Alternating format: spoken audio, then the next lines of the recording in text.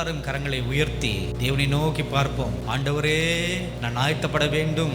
நீர் பிரியப்படுகிறபடி நான் ஆயத்தப்பட வேண்டும்.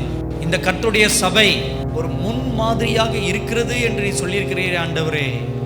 நீர் செய்ய போகும் கிரியைகளுக்கு, மகத்துவமான காரியங்களுக்கு, இந்த பட்டணத்துக்கு, இந்த பட்டணத்தில் அவர் ஒரு முன் உதாரணமாக இருக்க போகிறது என்று நீ சொல்லியிருக்கிறே ஆண்டவரே.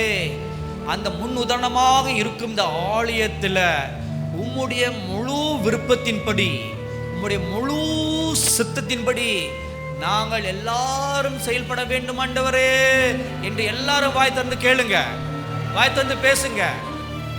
இந்த பட்டணத்துக்கு இல்ல, பட்டணத்திலேயே ஒரு முன் உதாரணமாக இந்த ஆலயம் இருக்க போகிறது. அதற்காகவே விசேஷமாக இந்த ஆலயத்தை தேவன் தேர்ந்தெடுத்திருக்கிறார். அதற்காகத்தான் இங்கே இது வானத்தின் வாசலாக இருக்கும் என்று தேவன் சொல்லியிருக்கிறார். அதனால தான் இங்கே தேவ தூதர்கள் ஏறுவதும் இறங்குவதுமாக இருக்கும் என்று சொல்லியிருக்கிறார். அதனால தான் இங்கே இது அப்பத்தின் வீடாக இருக்கும் என்று சொல்லியிருக்கிறார். அதனால தான் இங்கே இது ஜெப வீடாக இருக்கும் என்று சொல்லியிருக்கிறார். அதனால தான் இங்கே வாசம் செய்வேன் என்று அவர் சொல்லியிருக்கிறார். அதனால் இது தேவன் தனக்கென்று தெரிந்து கொண்ட ஒரு ஸ்தலம். இதோ இயேசு கிறிஸ்து யூத ராஜ சிங்கத்தை போல நம் நடுவிலே இப்பொழுது வந்து நின்று கொண்டிருக்கிறார். Thank you mighty God, thank you mighty God. இந்த யூத ராஜ சிங்கத்தை போல இந்த ஸ்டேஜுக்கு கீழே நடுவில் நின்று கொண்டு அமர்ந்த வனமாக தலையை நிமிர்ந்து முன்கால் நிமிர்ந்த பட்டவனாக அப்படியே தலை நிமிர்ந்து உங்கள் எல்லாரையும் உற்று பார்த்து கொண்டிருக்கிறார். Thank you God, thank you God. தன் சொந்த இடத்துல நின்று ஆளுகை செய்வதே போல, இது என்னுடைய சொந்த இடம், இது என்னுடைய ஸ்தலம் என்று உரிமை பாராட்டி பார்ப்பதே போல அவர் உங்கள் எல்லாரையும் பார்த்து கொண்டிருக்கிறார். Thank you God, thank you God, thank you God. எனக்காக ஓடுகிறவன் எவன் இங்கே உண்டு? எனக்காக நடக்கிறவன் யார் இங்கே உண்டு? எனக்காக ஆராதனை செய்கிறவன் யார் இங்கே உண்டு? எனக்காக திறப்பில் நின்று பரிதிப்பவன் யார் இங்கே உண்டு? Thank you God. எனக்காக ரத்தம் சிந்தி சாட்சி பகரக்கூடியவன் யார் இங்கே உண்டு? Thank you God, thank you God, thank you God. எனக்காக என்னுடைய வேலைகளை பலப்படுத்தும்படியாக பலவான்கள் யார் இங்கே உண்டு என்று நோக்கி நோக்கி பார்க்கிறார். Thank you mighty God, thank you mighty God, glorious Jesus, thank you God. Praise the Lord. தேவாதி தேவனை துதியுங்கள். சுவாசமுள்ள யாவும் கர்த்தரை துதிப்பதாக. அல்லேலூயா. அன்புக்குரியவர்களே, கண்களை மூடி பிரார்த்தனை செய்வோம். பரலோக தந்தையே, இன்றும் இனி என்றும் எங்களை ஆளுகை செய்து கொண்டிருக்கின்ற, செய்ய போகிற, இருக்கின்ற, வரப்போகின்ற சர்வ வல்லமை உள்ள தேவனுக்கே சதா காலங்கள் துதியும் கன மகிமை உண்டாகட்டும். தகப்பனே, எங்களோடு இணைந்து ஆராதிக்கும்படியாக விண்ணை விட்டு மண்ணுக்கு வந்திருக்கின்ற தெய்வ தூதர்களும் சரி, தொலைக்காட்சி பெட்டிக்கு முன்பதாக அமர்ந்திருக்கின்ற அருமை பிள்ளை செல்வங்களும் பெரியவர்களும் சரி, தெய்வ மனிதர்களும் சரி, தொடுதலை பெறட்டும். நீர் எங்களை காண்கிறவர், நீர் எங்களை அறிந்திருக்கிறவர். இதை தவிர வேறு பாக்கியம் எங்களுக்கு என்ன இருக்கப்பா? உமது பிள்ளைகள் நாங்கள் ஆராதிக்கும் பொழுது தேவன் எங்கள் நடுவிலே மகிமை அடைவீராக. சகல துதி கனம் மகிமையாவும் உமக்கே. அருள்நாதர் இயேசு கிறிஸ்துவின் நாமத்தில் பிதாவே, ஆமென். 139ஆம் சங்கீதத்தை தந்தை பெர்க்மன்ஸ் அழகாக பாடலாய் பாடியிருக்கிறார். நாமும் பாடுவோமா? என்னை காண்பவரே. நன்றாய் கரங்களை தட்டி பாடுங்கள்.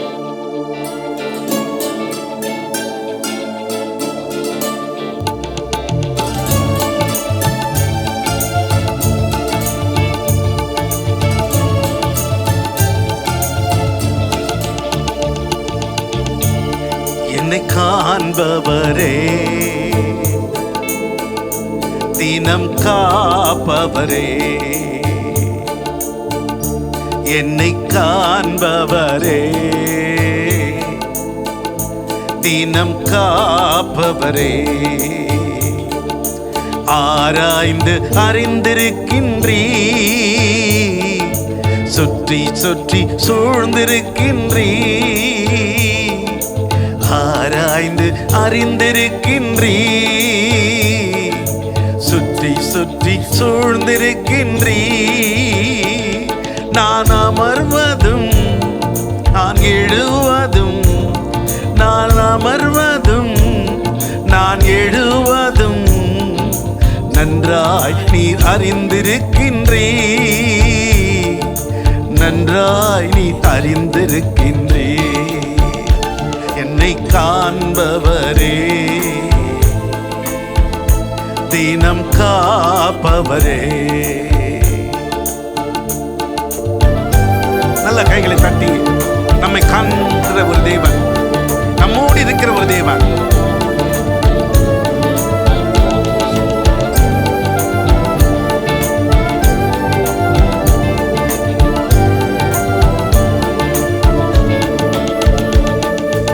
எண்ணங்கள் ஏக்கங்கள் எல்லாமே அறிந்திருக்கின்றீ, எண்ணங்கள் ஏக்கங்கள் எல்லாமே அறிந்திருக்கின்றீ. நடந்தாலும் படுத்தாலும் அப்பா நீ அறிந்திருக்கிறீ, நான் நடந்தாலும் படுத்தாலும் அப்பா நீ அறிந்திருக்கிறீ. நன்றி ராஜா இயேசு ராஜா, நன்றி ராஜா இயேசு ராஜா, என்னை காண்பவரே, தினம் காப்பவரே.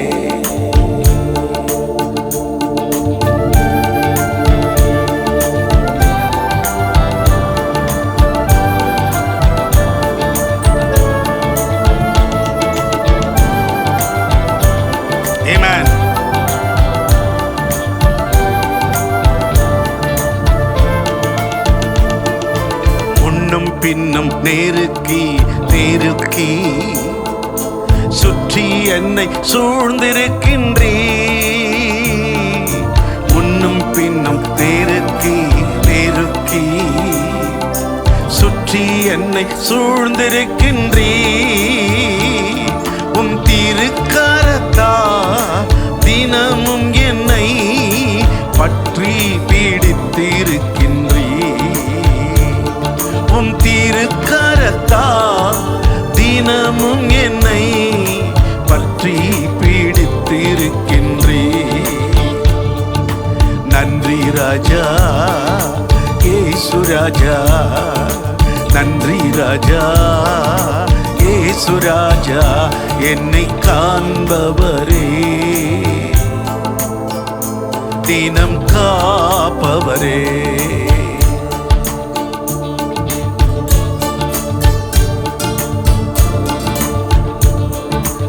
என் கருவை அவருடைய கண்கள் கண்டது, மறைவாய் வளர்வதை அவர் கவனித்தார்.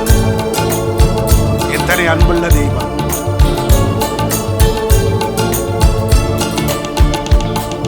கருவை உம் கண்கள் கண்டன, மறைவாய் வளர்வதை கவனித்தீரே. என் கருவை உம் கண்கள் கண்டன, மறைவாய் வளர்வதை கவனித்தீரே. அதிசயமாய் பிரமிக்கத்தக்க பக்குவமாய் உருவாக்கினீர், அதிசயமாய் பிரமிக்கத்தக்க பக்குவமாய் உருவாக்கினீர். நன்றி ராஜா இயேசு ராஜா, சொல்லுங்க. நன்றி ராஜா இயேசு ராஜா, என்னை காண்பவரே, தினம் காப்பவரே. காண்பவரே, தீனம் காப்பவரே, ஆராய்ந்து அறிந்திருக்கின்றீ, சுற்றி சுற்றி சூழ்ந்திருக்கின்றீ. பாடுங்களேன். ஆராய்ந்து அறிந்திருக்கின்றீ, சுற்றி சுற்றி சூழ்ந்திருக்கின்றீ. நான் அமர்வதும் நான் எழுவதும், நான் அமர்வதும் நான் எழுவதும் நன்றாய் நீர் அறிந்திருக்கின்றீ, நன்றாய் நீர் அறிந்திருக்கின்றீ, நன்றாய் நீர் அறிந்திருக்கின்றீ, நன்றாய் நீர் அறிந்திருக்கின்றீ. எனக்கு அன்பான சகோதர சகோதரிகளே, அருமை பிள்ளை செல்லங்களே, முன்னும் பின்னும் நெருக்கி நெருக்கி அவர் சுற்றி என்னை சூழ்ந்திருக்கின்றார். ஒரு பக்கம் சாத்தான் நம்ம வளைஞ்சு வளைஞ்சு எப்படி ஆகிலும் கீழே தள்ளிடணும்னு பார்க்குறான். ஆனால் நம்ம ஆண்டவரோ சுற்றி சுற்றி நெருங்கி இருக்கிறார். இஸ்ரவேலின் தேவன் உன் முன்னே செல்வார், உன் பிரகால் இருந்து உன்னை காப்பார். இடப்பக்கமும் வலப்பக்கமும் எப்பக்கம் நோக்கினும் அப்பக்கமெல்லாம் என்னை சூழ்ந்திருக்கிற என் தெய்வமே. என்ன அருமையான வரிகள் பாருங்கள். திரும்ப அந்த ஸ்டான்ஸாவை நம்ம பாடலாமா?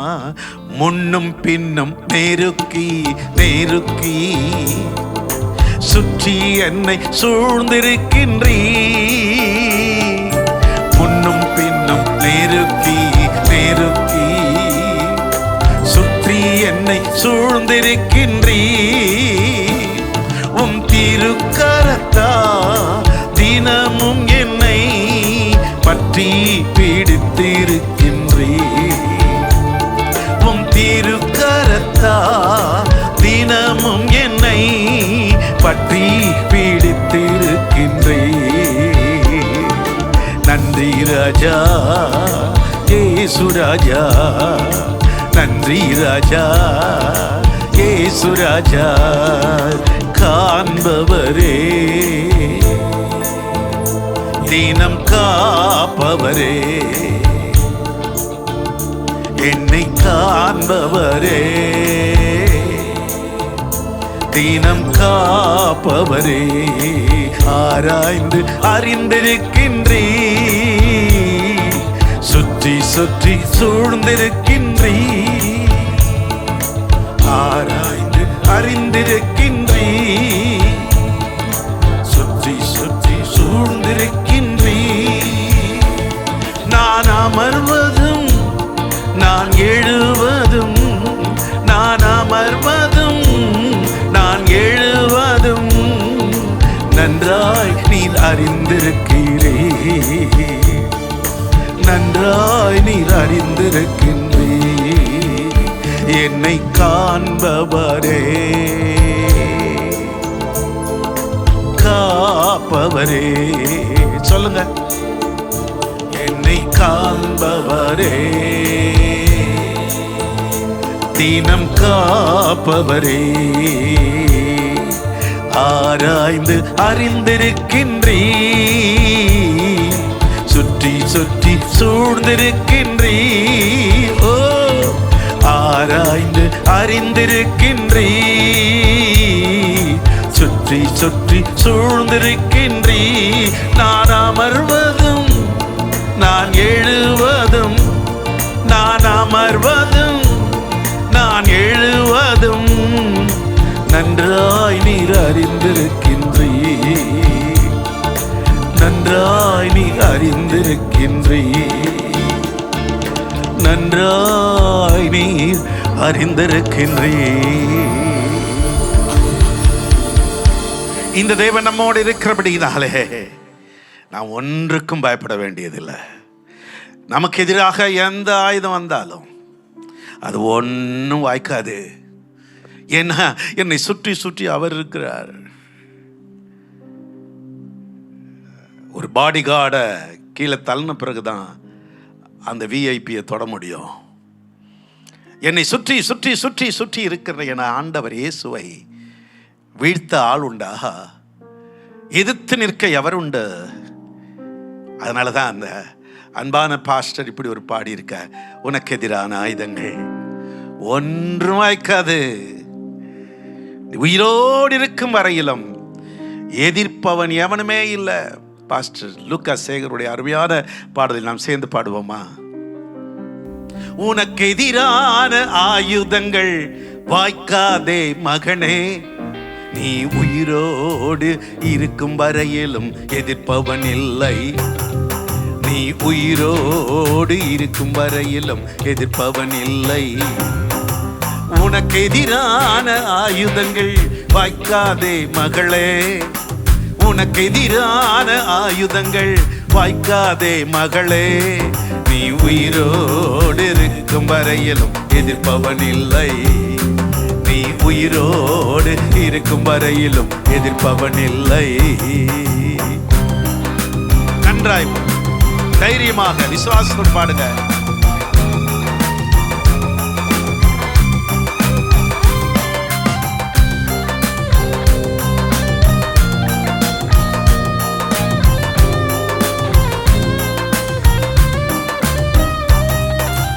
உன்னை நான் காப்பாற்றி அடிக்கடி தண்ணீர் பாய்ச்சிடுவேன்.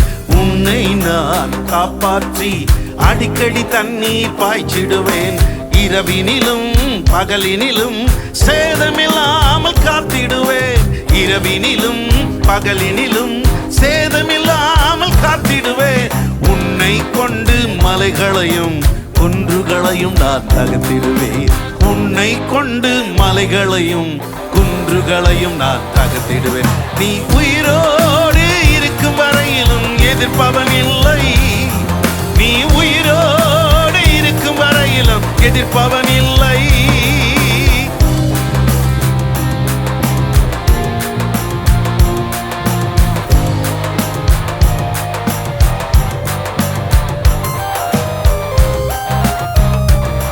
ஆமென். நன்றாய் விசுவாசத்தோடு உணர்ந்து உற்சாகமாய் பாடுவோம்.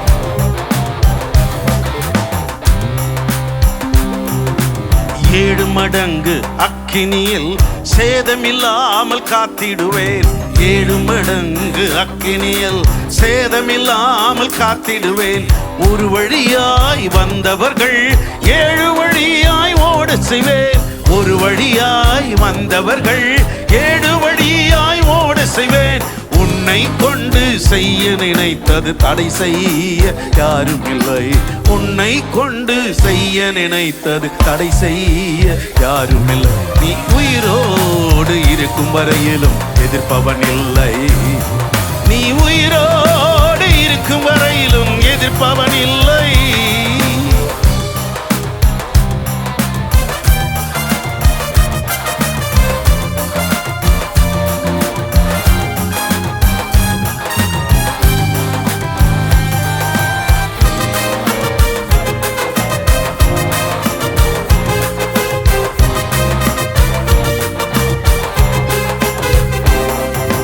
சிங்கத்தின் மேல் நீ நடந்திடுவாய், சீரும் சர்ப்பத்தை மிதித்திடுவாய். சிங்கத்தின் மேல் நீ நடந்திடுவாய், சீரும் சர்ப்பத்தை மிதித்திடுவாய். உனக்கு எதிராய் எழுதப்படும் சட்டங்களை நான் மாற்றிடுவேன். உனக்கு எதிராய் எழுதப்படும் சட்டங்களை நான் மாற்றிடுவேன். உன்னை கொண்டு தேசத்திலே என் நாமம் முழங்க செய்வேன்.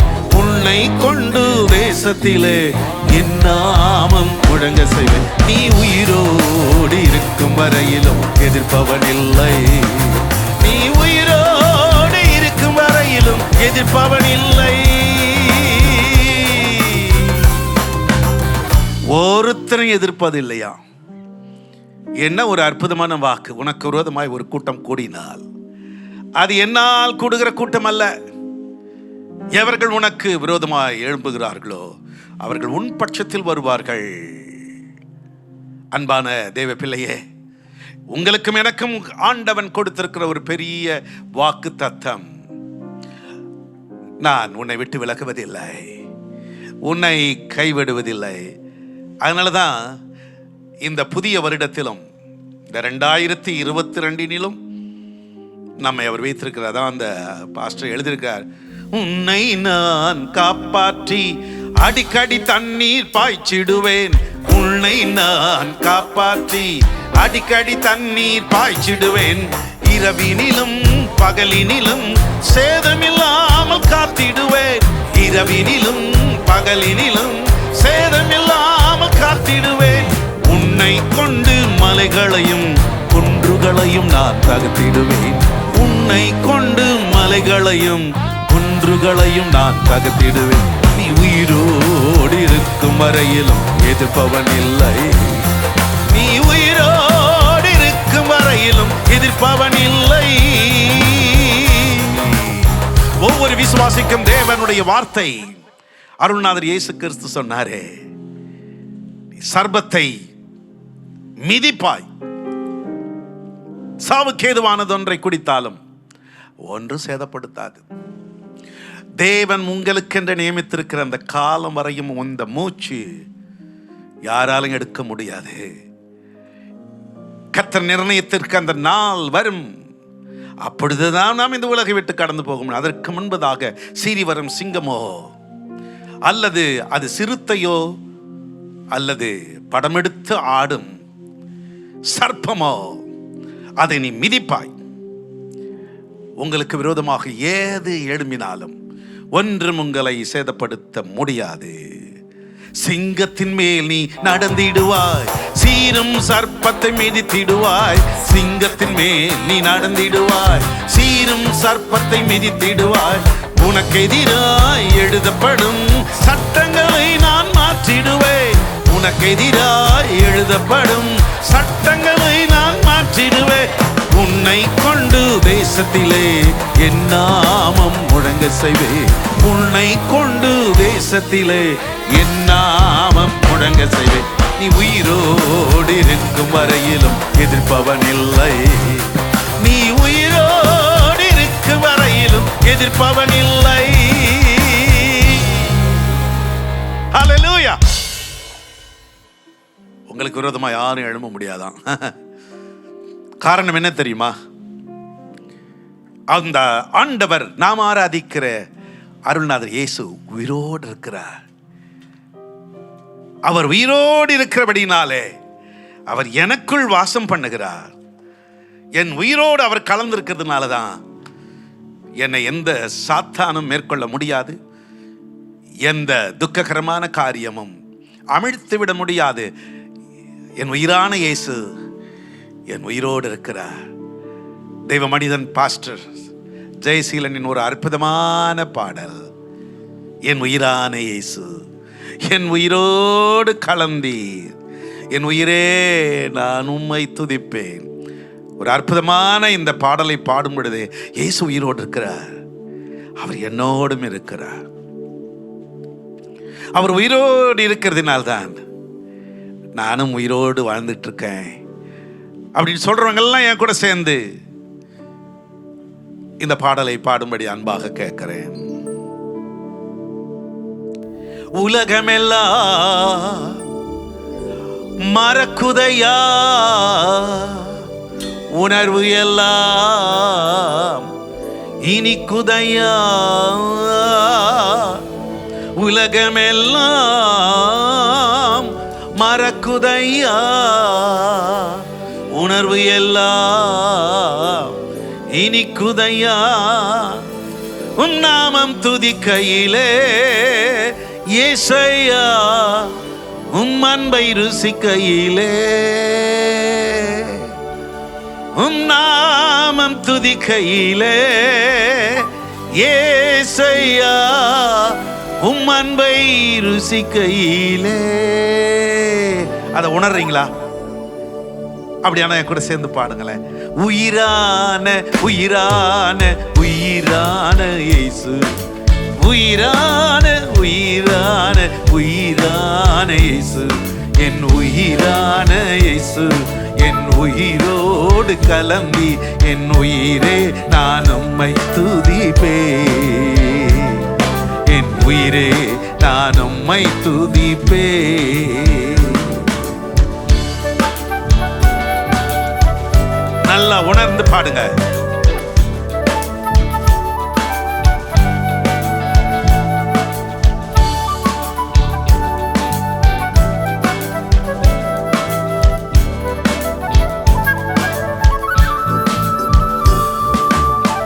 உலகமெல்லாம் மறக்குதையா, உணர்வு எல்லாம் இனிக்குதையா. உலகமெல்லாம் மறக்குதையா, உணர்வு எல்லாம் இனிக்குதையா.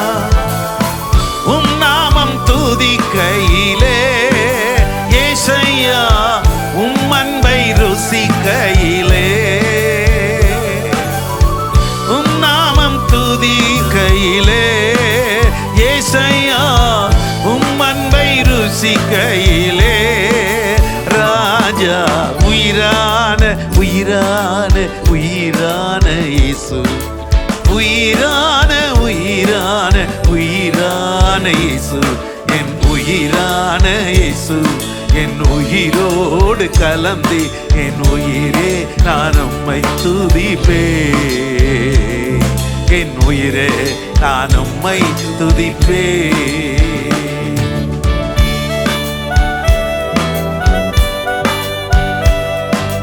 வசனம் எனக்கு உணவப்பா, என் உடலுக்கு அதுதான் என் மருந்து.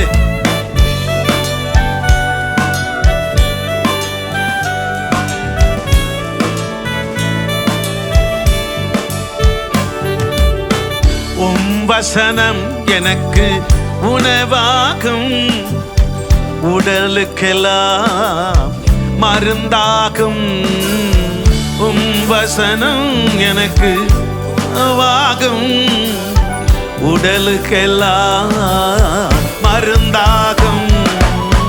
இரவும் பகலும் ஐயா உங்கள் வசனம் தியானிக்கிறே. இரவும் பகலும் ஐயா உங்கள் வசனம் தியானிக்கிறே. என் உயிரான உயிரான உயிரான இயேசு, என் உயிரான உயிரான உயிரான இயேசு, என் உயிரான இயேசு, என் உயிரோடு கலந்து என் உயிரே நான் உம்மை துதிப்பேன். என் உயிரே நான் உம்மை துதிப்பேன். என் உயிரே நான் உம்மை துதிப்பேன்.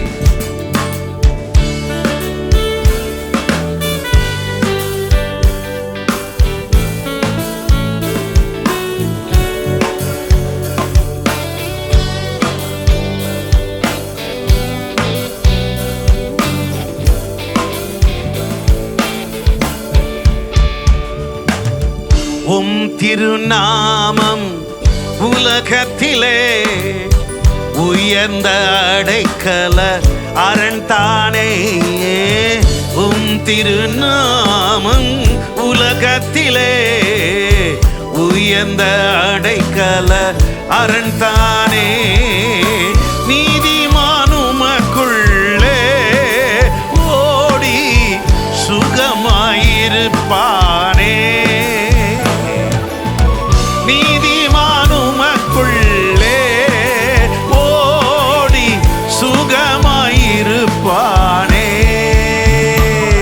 என் உயிரான உயிரான உயிரான இயேசு, என் உயிரான உயிரான உயிரான இயேசு, என் உயிரான இயேசு, என் உயிரோடு கலந்து என் உயிரே நான் உம்மை துதிப்பேன்.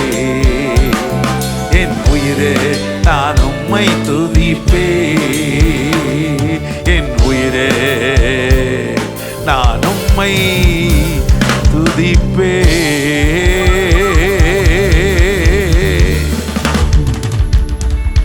அந்த உயிரான இயேசு நம் உயிரோடு கலந்திருக்கிறபடியினால்தான் நாம் வாழ்ந்து கொண்டிருக்கிறோம். கிறிஸ்தவன் என்றால் யார்? கிறிஸ்து அவனுக்குள்ளே, கிறிஸ்தவள், கிறிஸ்து அவளுக்குள்ளே. That's the reason we call Christians. Christ in him, Christ in her. எத்தனை பெரிய பாக்கியம் பாருங்க, நமக்குள்ளே, எனக்குள்ளே. அதனால தான் அப்போஸ்தலனாகிய யோவான் எழுதும் பொழுது, இந்த உலகத்தில் இருக்கிறவனிலும் உனக்குள் இருக்கிறவர் பெரியவர். அதனால தான் தாவீது ராஜா குதிச்சு குதிச்சு ஆடினாரு. அவர் மூச்சுக்கு பேச்சுக்கு, அவர் எழுதுனதுலையும் பாடினதுலையும் ஆடினதுலையும் எல்லாத்துலேயும் அந்த தேவாதி தேவனை முழுமையாக அந்த ஆவியானவரோடு அவர் இசைந்து விட்டபடினால்தான் கர்த்தர் ஆவி என்னில் அசைவாடும் போது நான் அவரை போல் கர்த்தரை துதிப்பேன் துதிப்பேன் துதிப்பேன். நாமும் அப்படிதான். அந்த கர்த்தருடைய ஆவியானவர், when the spirit of the Lord moves in my heart, I will praise like David praise. அவர் தாவீது, அவருக்குள்ளே ஆவியானவர், அந்த ஆவியானவர் நிரம்பி வழிந்தபடியினால் தானே எஸ் அவர் ஆவி என்னில் அசைவாடிடன்னு சொல்லி அழகா பாடினார். When the spirit of the Lord moves in my heart, I will praise like David prayed. When the spirit of the Lord moves in my heart, I will praise like David prayed. I will praise, I will praise, I will praise like David prayed.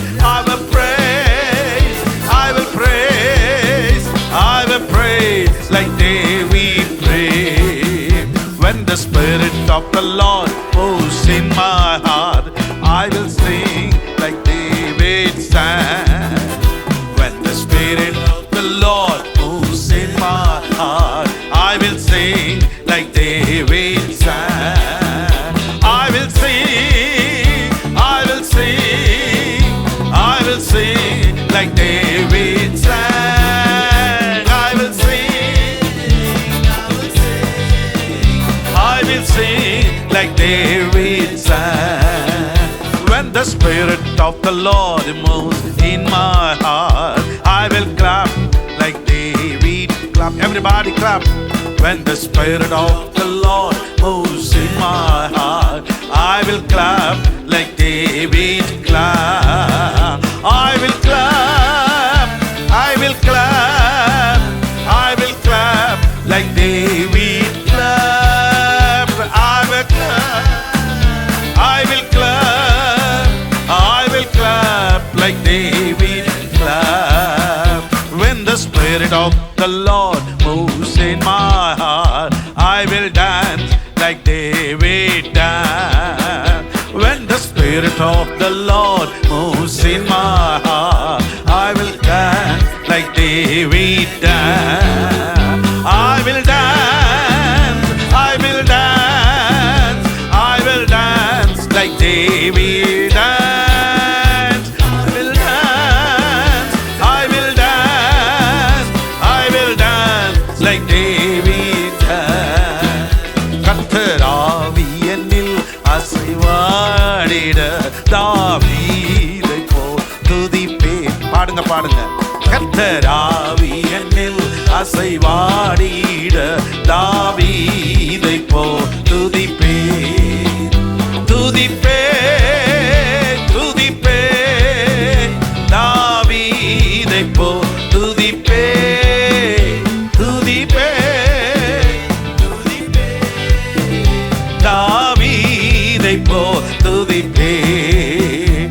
கர்த்தர் ஆவி என்னில் அசைவாடிட தாவீதை போல் பாடுவேன்.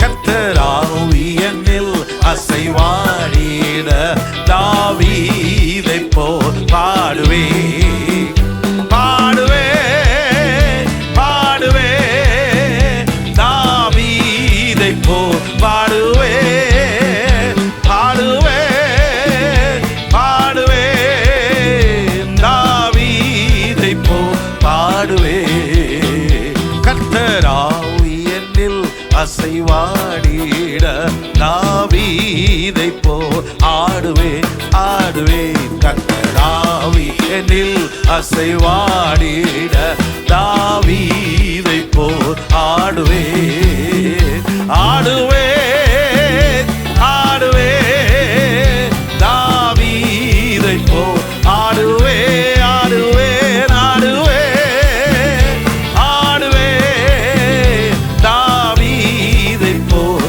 ஆடுவேன். கர்த்தர் ஆவி என்னில் அசைவாடிட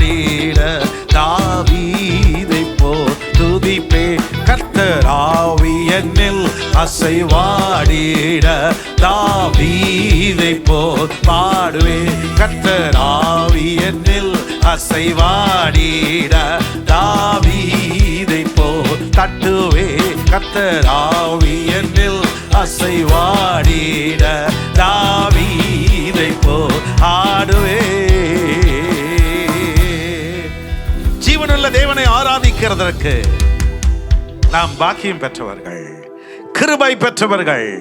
அவருடைய இரக்கம் நம்மை அவரை ஆராதிக்க வைத்திருக்கிறது. தேவனுடைய சமூகத்தில் அப்படியே கண்களை மூடினவர்களாக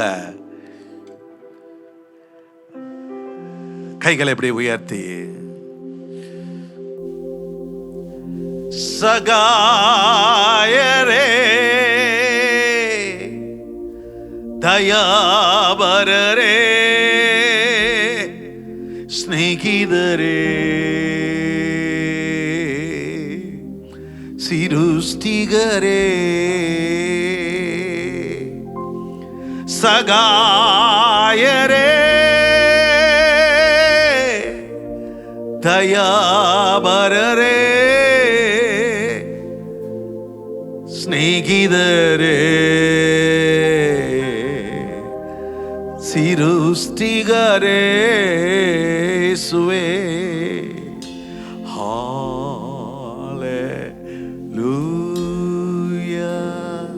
கைகளை உயர்த்தி ஹல்லேலூயா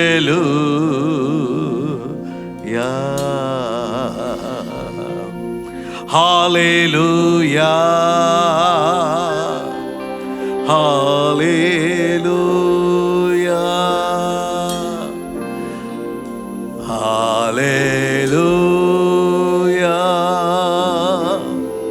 ஹல்லேலூயா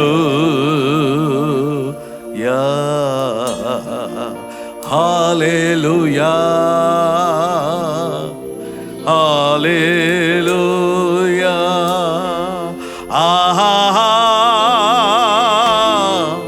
ஹல்லேலூயா ஆஹா ஹல்லேலூயா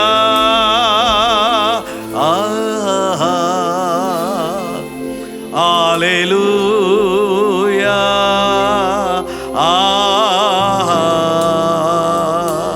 ஹல்லேலூயா. Thank you Jesus. Thank you Jesus.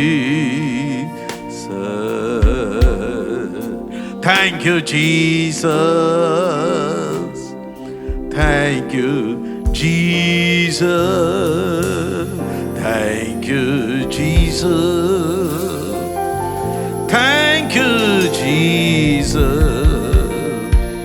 Thank you Jesus. Thank you Jesus. Ah, hallelujah. Ah, hallelujah. Ah, hallelujah. Ah, hallelujah. We give you glory, honor and praises to you, Jesus. உமக்கே சகல துதி கனம் மகிமை உண்டாவதாக. ஆமென். Praise the Lord. எனக்கு அன்பான தேவ மனிதர்களே, சகோதர சகோதரிகளே, அருமை பிள்ளை செல்வங்களே, ஆராதனை நாயகன் ஆண்டவராகிய இயேசு நம் நடுவில் இருக்கிறார். அது அவருடைய வாக்கு. 2 அல்லது 3 பேர் என் நாமத்தில் எங்கே கூடுகிறீர்களோ அங்கே அவர்கள் நடுவில் நான் இருப்பேன். அந்த வாக்கு தத்தத்தில் அவர் உண்மையாகவே நம் நடுவில் தான் இருக்கிறார். இந்த ஆராதனையில் கர்த்தருடைய பிரசன்னத்தை நீங்கள் அனுபவிப்பதற்கு, கர்த்தருடைய வார்த்தைகளை கேட்பதற்கு, கர்த்தரை ஆராதிப்பதற்கு வழிவகுத்த சர்வ வல்லமுள்ள தேவனுக்கே சதா காலங்கள் துதி கானம் மகிமை உண்டாகட்டும். அடுத்து தெய்வ மனிதனும் தீர்க்கதரிசியுமான பாசமிகு ஐயா சாது சுந்தர் செல்வராஜ் அவர்களுக்கு இதயம் கனிந்த நன்றியை நாம் நவிழுவோம். அவர்கள்தான் ஏற்பாடு செய்தார்கள். கர்த்தருடைய சபையார் உங்களுக்காக ஜெபித்து கொண்டே இருக்கிறார்கள். அனுதினமும் ஏஞ்சல் டிவி நமக்கு கிடைத்த ஒரு பெரிய பொக்கிஷம், ஒரு தீர்க்கதரிசி. இந்த தீர்க்கதரிசியோடு இணைந்து செயல்படுவதற்கு தேவன் எங்களுக்கு பாராட்டிய இரக்கத்திற்கு அவர் பாதத்தில் விழுந்து நன்றி சொல்லுகிறேன். அன்பானவர்களே, ஏஞ்சல் டிவியினுடைய தலைமை அலுவலகம், தலைமை இடம் பிரம்மாண்டமான நிலையில் இப்பொழுது வந்து கொண்டிருக்கிறது. காரனோடைக்கு நீங்கள் வந்தால் அதை நீங்கள் பார்க்கலாம். கர்த்தர் அற்புதமான நிலையில் அந்த கட்டடங்களை வடிவமைத்து கொடுத்து அதில் திறமையானவர்களை கொண்டு வந்து சேர்த்து செயல்பட்டு கொண்டிருக்கிறார். முடிகிற தருவாயிலே இன்னும் சில தேவைகள் தான் உண்டு. அவைகளையும் கர்த்தர் சந்திக்க போதுமானவராக இருக்கிறார். இம்மட்டும் நடத்தின எபினேசர் என்ற நாமம் உள்ளவர் இதையும் செய்து முடிப்பார். அன்பானவர்களே, உங்கள் காணிக்கைகள், உங்கள் ஜெபங்கள், உங்களுடைய தியாகமான செயல்பாடுகள் இந்த அளவுக்கு கர்த்தருடைய திருநாமம் உயர்த்தப்படுவதற்கு காரணமாய் அமைந்து விட்டது. கர்த்தர் உங்களையும் உங்களை சார்ந்தவர்களையும் ஆசீர்வதிப்பாராக. இப்பொழுதும் திரையில் வந்து கொண்டிருக்கின்ற விவரங்கள் அறிந்து ஒரு காணிக்கையை, கட்டட நிதியை நீங்கள் அனுப்பத்தான் போகிறீர்கள். அது உங்களுக்கு கிடைத்த பாக்கியம், எனக்கு கிடைத்த பாக்கியம். நாங்களும் எங்கள் திருச்சபையாக மாதந்தோறும் ஒரு சிறப்பு காணிக்கை எடுத்து அனுப்பி கொண்டிருக்கிறோம். அது எங்களுக்கு ஆசீர்வாதம். ஒரு சின்ன பிரார்த்தனை அதற்காக நான் பண்ண போகிறேன். பரிசுத்தமுள்ள எங்கள் நல்ல தந்தையே, தம் திருநாம மகிமைக்காக, தம்முடைய ராஜ்யத்தின் விஸ்தரிப்புக்காக தமது பிள்ளைகள் படைத்திருக்கிற இந்த காணிக்கையை கர்த்தர் அங்கீகரிப்பீராக. 1000 10,000 திரும்ப அவர்களுக்கு தருவீராக. கடனற்ற ஒரு வாழ்க்கை, கௌரவமான ஒரு வாழ்க்கை, மகிமையான ஒரு எதிர்காலத்தை தமது பிள்ளைகளுக்கும் அவர்களை சார்ந்தவர்களுக்கும் தாரும். ஆசீர்வதியும். இயேசு ராஜாவின் நாமத்தில் வேண்டிக் கொள்கிறோம் பிதாவே, ஆமேன். இதோ ஒரு பாடல். இயேசுவே ஆண்டவர், இயேசுவே ஆண்டவர், இயேசுவே ஆண்டவர், இயேசுவே ஆண்டவர். எல்லாரும் சேர்ந்து இயேசுவே ஆண்டவர், இயேசுவே ஆண்டவர், இயேசுவே ஆண்டவர், இயேசுவே ஆண்டவர். வானம் பூமி யாவையும் தம் வார்த்தையாலே படைத்தார். வானம் பூமி யாவையும் தம் வார்த்தையாலே படைத்தார். சர்வ சிருஷ்டியின் நாயகன், சர்வலோகத்தின் ஆண்டவர். சர்வ சிருஷ்டியின் நாயகன், சர்வலோகத்தின் ஆண்டவர். எல்லாரும் ஐந்து இயேசுவே ஆண்டவர். ஆமென். இயேசுவே ஆண்டவர், இயேசுவே ஆண்டவர், இயேசுவே ஆண்டவர். ஹல்லேலூயா. இயேசுவே ஆண்டவர், இயேசுவே ஆண்டவர். சேர்ந்து சொல்லுவோமா? இயேசுவே ஆண்டவர், இயேசுவே ஆண்டவர். ஹல்லேலூயா. நம் இயேசுவால் கூடாதது ஒன்றுமே இல்லை. ஹல்லேலூயா. அவரே நம்பி என்றென்றும் அவரை ஆராதிக்கும்படியாக எல்லாரும் இந்த வேளையில நம் இயேசுவை உயர்த்தும்படியாக, அவரே ஆண்டவர் என்று பறைசாற்றும்படியாக எல்லாரும் நீங்கள் இருக்கிற இடங்களில் எல்லாம் அவரே ஆண்டவர் என்று அறிகிற அறிவுக்குள்ளாக யாவரும் வரும்படியாக இந்த நாட்களிலே நாம் எல்லாரும் நினைவோமா? நம் இயேசுவால் கூடாதது ஒன்றுமே இல்லையே. நம் இயேசுவால் கூடாதது ஒன்றுமே இல்லையே. அவரையே நம்புவோம், என்றென்றும் ஆராதிப்போம். அவரையே நம்புவோம், என்றென்றும் ஆராதிப்போம். ஆமென். இயேசுவே ஆண்டவர். ஹல்லேலூயா.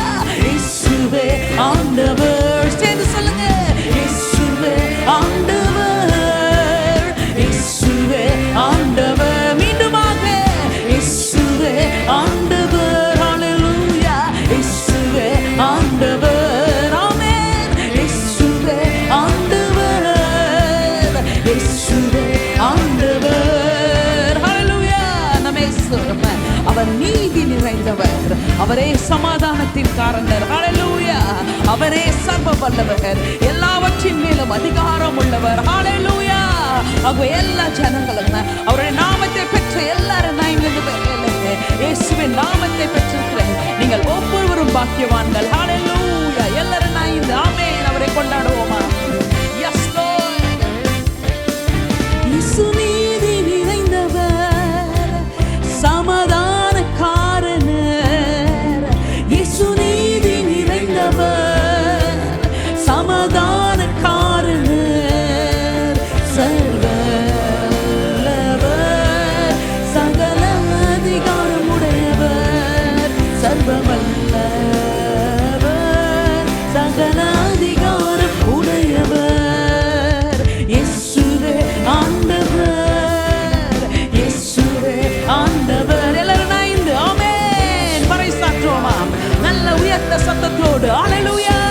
ஆண்டவர், இயேசுவே ஆண்டவர். ஆமென். இயேசுவே ஆண்டவர். ஹல்லேலூயா.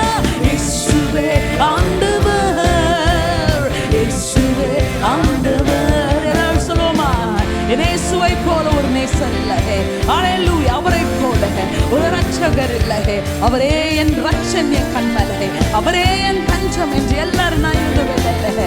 அவரை பார்த்து சொல்லுவோம், அப்பா உம்மை போல தேவன் இல்லை, ஆண்டவரே உம்மை போல ரட்சகர் இல்லை, உம்மை போல ரட்சண்ய கேடகம் எங்களுக்கு இல்லப்பா, நீரே என் தஞ்சம் என்று எல்லாரும் நான் அவரை நோக்கி ஹல்லேலூயா. நம் இயேசுவை போலவே திரு ரட்சகர் இல்லையே. நம் இயேசுவை போலவே திரு ரட்சகர் இல்லையே. நம் ரட்சண்ய கண்மலை, அவரே நம் தஞ்சமே. நம் ரட்சண்ய கண்மலை, அவரே நம் தஞ்சமே. எல்லாரும் சேர்ந்து இயேசுவே ஆண்டவர். ஹல்லேலூயா. இயேசுவே ஆண்டவர். ஹல்லேலூயா. ஆமென் ஆமென். ஹல்லேலூயா. இயேசுவே ஆண்டவர். ஆமென். இயேசுவே ஆண்டவர். ஹல்லேலூயா. இயேசுவே ஆண்டவர். இயேசுவே ஆண்டவர். வானம் பூமி யாவையும் ஆமென் தம் வார்த்தையால் படைத்தார். வானம் பூமி யாவையும் ஹல்லேலூயா சர்வ சிருஷ்டியின் நாயகன், சர்வலோகத்தின் ஆண்டவர். சர்வ சிருஷ்டியின் நாயகன், சர்வலோகத்தின் நாயகன். நம் இயேசுவால் கூடாதது எல்லாம் சேர்ந்து ஒன்றுமே இல்லையே. நம் இயேசுவால் கூடாதது ஒன்றுமே இல்லையே. அவரையே நம்புவோம், என்றென்றும் ஆராதிப்போம். அவரையே நம்புவோம், என்றென்றும் ஆராதிப்போம். இயேசுவே ஆண்டவர். ஹல்லேலூயா. எல்லாரும் நான் இந்த அறிக்கை செய்வோமா? இருக்கிற இடங்களில் எல்லாம் ஆமென் சத்தத்தை உயர்த்தி ஹல்லேலூயா. ஹல்லேலூயா. இயேசுவே ஆண்டவர். Oh yes. இயேசுவே ஆண்டவர்.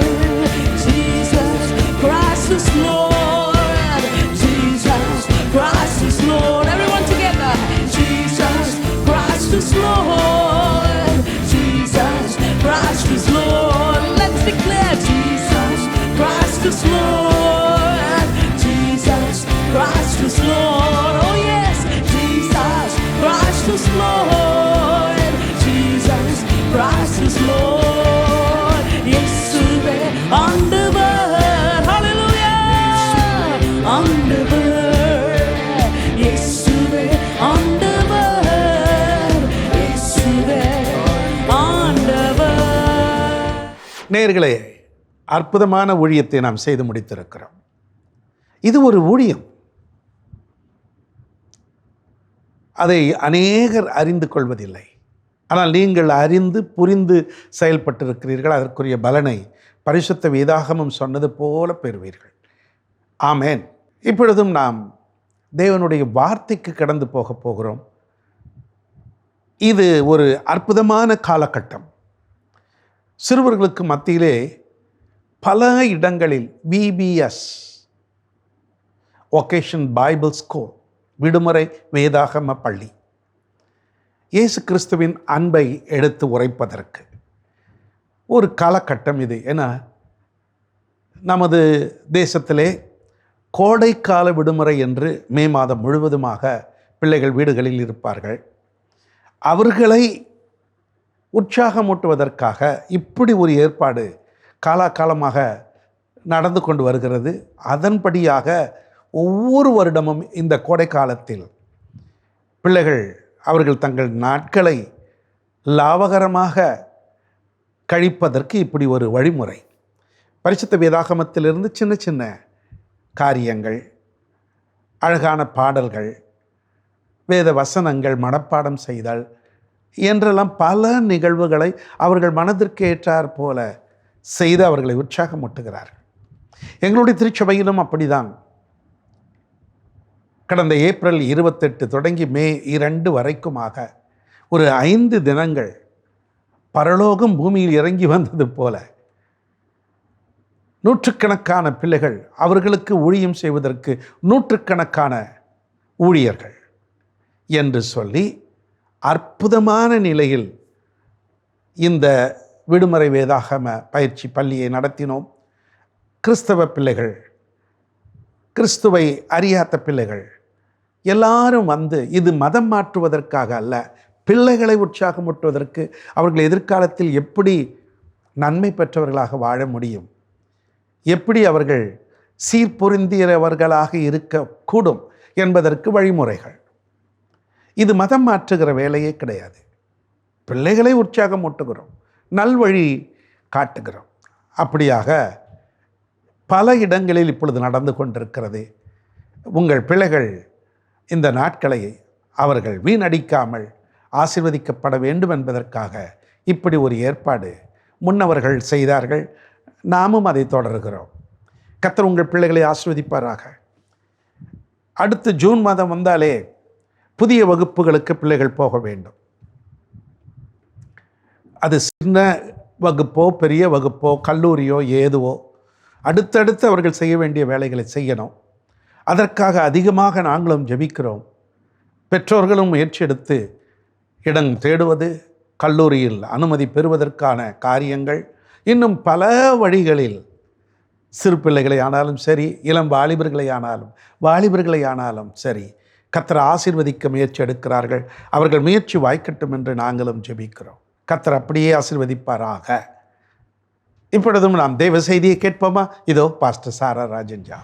எனக்கு அன்பான சகோதர சகோதரிகளே, குறிப்பாக இந்த ஆராதனையில் எங்களோடு இணைந்திருக்கிற உங்கள் ஒவ்வொருவரையும் ஆண்டவராகிய இயேசு கிறிஸ்துவின் நாமத்தினாலே வாழ்த்தி வரவேற்கிறோம். இந்த மாதத்திலும் தேவனாகிய கர்த்தர் கொடுத்த ஒரு வார்த்தை 1 ராஜாக்கள் 18ஆம் அதிகாரம் 1ஆம் வசனம். 1 ராஜாக்கள் 18ஆம் அதிகாரம் 1ஆம் வசனம். அநேக நாள் சென்று 3ஆம் வருஷமாகையில் கர்த்தருடைய வார்த்தை எலியாவுக்கு உண்டாகி, நீ போய் ஆகாபுக்கு உன்னை காண்பி, நான் தேசத்தின் மேல் மழையை கட்டளையிடுவேன் என்றார். வாசித்த இந்த தேவனுடைய வார்த்தையில் முக்கியமாக அநேக நாட்கள் சென்று 3ஆம் வருஷமாகையில் கர்த்தருடைய வார்த்தை எலியா அவர்களுக்கு உண்டாகி. இப்போ 3 வருஷம் என்ன நடந்துச்சு? 3 வருஷம் என்ன அந்த இடத்தில் நடந்து கொண்டிருக்கிறது? இதை பற்றி தான் அந்த அதிகாரத்தில் நம்ம பார்க்கிறோம். குறிப்பாக அப்பொழுது ஜனங்களை ஆளுகை செய்த ஆகாபுக்கு எதிராக எலியா தீர்க்கதரிசி அவர்கள் ஒரு தீர்க்க தரிசனமான வார்த்தையை சொல்லுகிறார்கள். அதை தான் 1 ராஜாக்கள் 17ஆம் அதிகாரம் 1ஆம் வசனத்திலே பார்க்கிறோம். 1 ராஜாக்கள் 17ஆம் அதிகாரம் 1ஆம் வசனம். கீலேயாத்தின் குடிகளிலே திஸ்பியனாகிய எலியா ஆகாபை நோக்கி, என் வாக்கின் படியே அன்றி இந்த வருஷங்களிலே பனியும் மழையும் பெய்யாதிருக்கும் என்று இஸ்ரவேலின் தேவனாகிய கர்த்தருக்கு முன்பாக நிற்கிற நான் அவருடைய ஜீவனை கொண்டு சொல்லுகிறேன் என்றார். இப்பொழுது எலியா தீர்க்கதரிசி ஆகாபினிடத்தில் சொல்லுகிற வார்த்தையை தான் இப்பொழுது நாம் வாசித்தோம். என்ன சொல்றாரு? என் வாக்கின்படியே இந்த வருஷங்களிலே பனியும் மழையும் பெய்யாதிருக்கும். மழை பெய்யாது, பனி பெய்யாது சொல்லிட்டார் தீர்க்கதரிசி. அவ்வளோதான். சொல்லி 3 வருஷம் ஆயிடுச்சு. பேசாமல் இருக்கிறார் எலியா தீர்க்கதரிசி. அப்போ தான் ஆண்டவர் என்ன பண்ணுறாரு, எப்பா நீ தானே சொன்ன ஆகாப்ட என் வாக்கின்படியே அல்லாமல் மழை பெய்யாது பனி பெய்யாது பேசாமல் இருக்கிற. ஆனால் இப்போ நீ யார்கிட்ட நீ சொன்னியோ அவரை போய் நீ தான் பார்க்கணும், பார்த்து அவர்கிட்ட பேசணும். நான் இந்த தேசத்தின் மேல் மழையை கட்டளையிடுவேன் என்றார். அப்போ பாருங்க, ஒரு தீர்க்கதரிசியின் மூலமாக ஒரு வார்த்தை ஒரு இடத்திற்கு வரும் பொழுது மறுபடியும் அந்த வார்த்தை நிறைவேற வேண்டுமானால் அந்த தீர்க்கதரிசி தான் செயல்படணும். அப்படியே நேராக ஆண்டவரே பார்த்து என்ன தீர்க்கதரிசி ஆகாப்கிட்ட மழை பெய்யாதுன்னு சொல்லிட்டாரு, பனி பெய்யாதுன்னு சொல்லிட்டாரு. அவரும் பேசாமல் இருக்கிறாரு, அந்த ராஜாவும் பேசாமல் இருக்கிறாரு, ஜனங்கள்லாம் ரொம்ப கஷ்டப்பட்டுன்னு இருக்கிறாங்க அப்படின்னு ஆண்டவர் பேசாமல் இல்லை. தீர்க்கதரிசிக்கிட்ட சொல்கிறார், போ ஆகாபுக்கு உங்களை காண்பீங்க, இந்த தேசத்தின் மேல் நான் மழையை கட்டளையிடுவேன் என்றார். இதில் ஏன் எலியா தீர்க்கதரிசி மிகவும் முக்கியமானவராக இருக்கிறார்? அவருடைய வாழ்க்கை எப்படிப்பட்ட ஒரு வாழ்க்கையாக இருந்தது, அதை பற்றி தான் ஒரு சில காரியங்களை நாம் அறிந்து கொள்ளப் போகிறோம். முதலாவதாக, அவர் தேவனுடைய பராமரிப்பினாலே உணவை பெற்றுக்கொண்ட ஒரு தேவ மனிதன். பஞ்சம் 3 வருஷம், ஆனால் இவருக்கு பராமரிப்பு ஆண்டவர் கொடுத்துட்டே இருந்தார். முதலாவது, காகங்கள் வந்து அவருக்கு போஷிக்குது.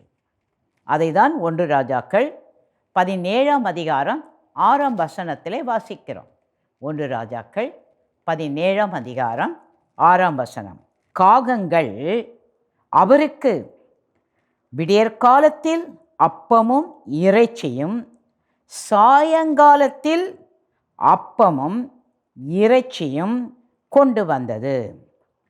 தாகத்திற்கு அந்த ஆற்றின் தண்ணீரை குடித்தார். அப்போ ஒரு தீர்க்கதரிசி ஒரு தேசத்துக்கு ஒரு தீர்க்க தரிசனம் உரைக்கும் போது, அங்கே ஒரு பஞ்சம் வரும்போது சொன்ன தீர்க்கதரிசிக்கு ஆண்டவர் என்ன பண்ணுறாரு?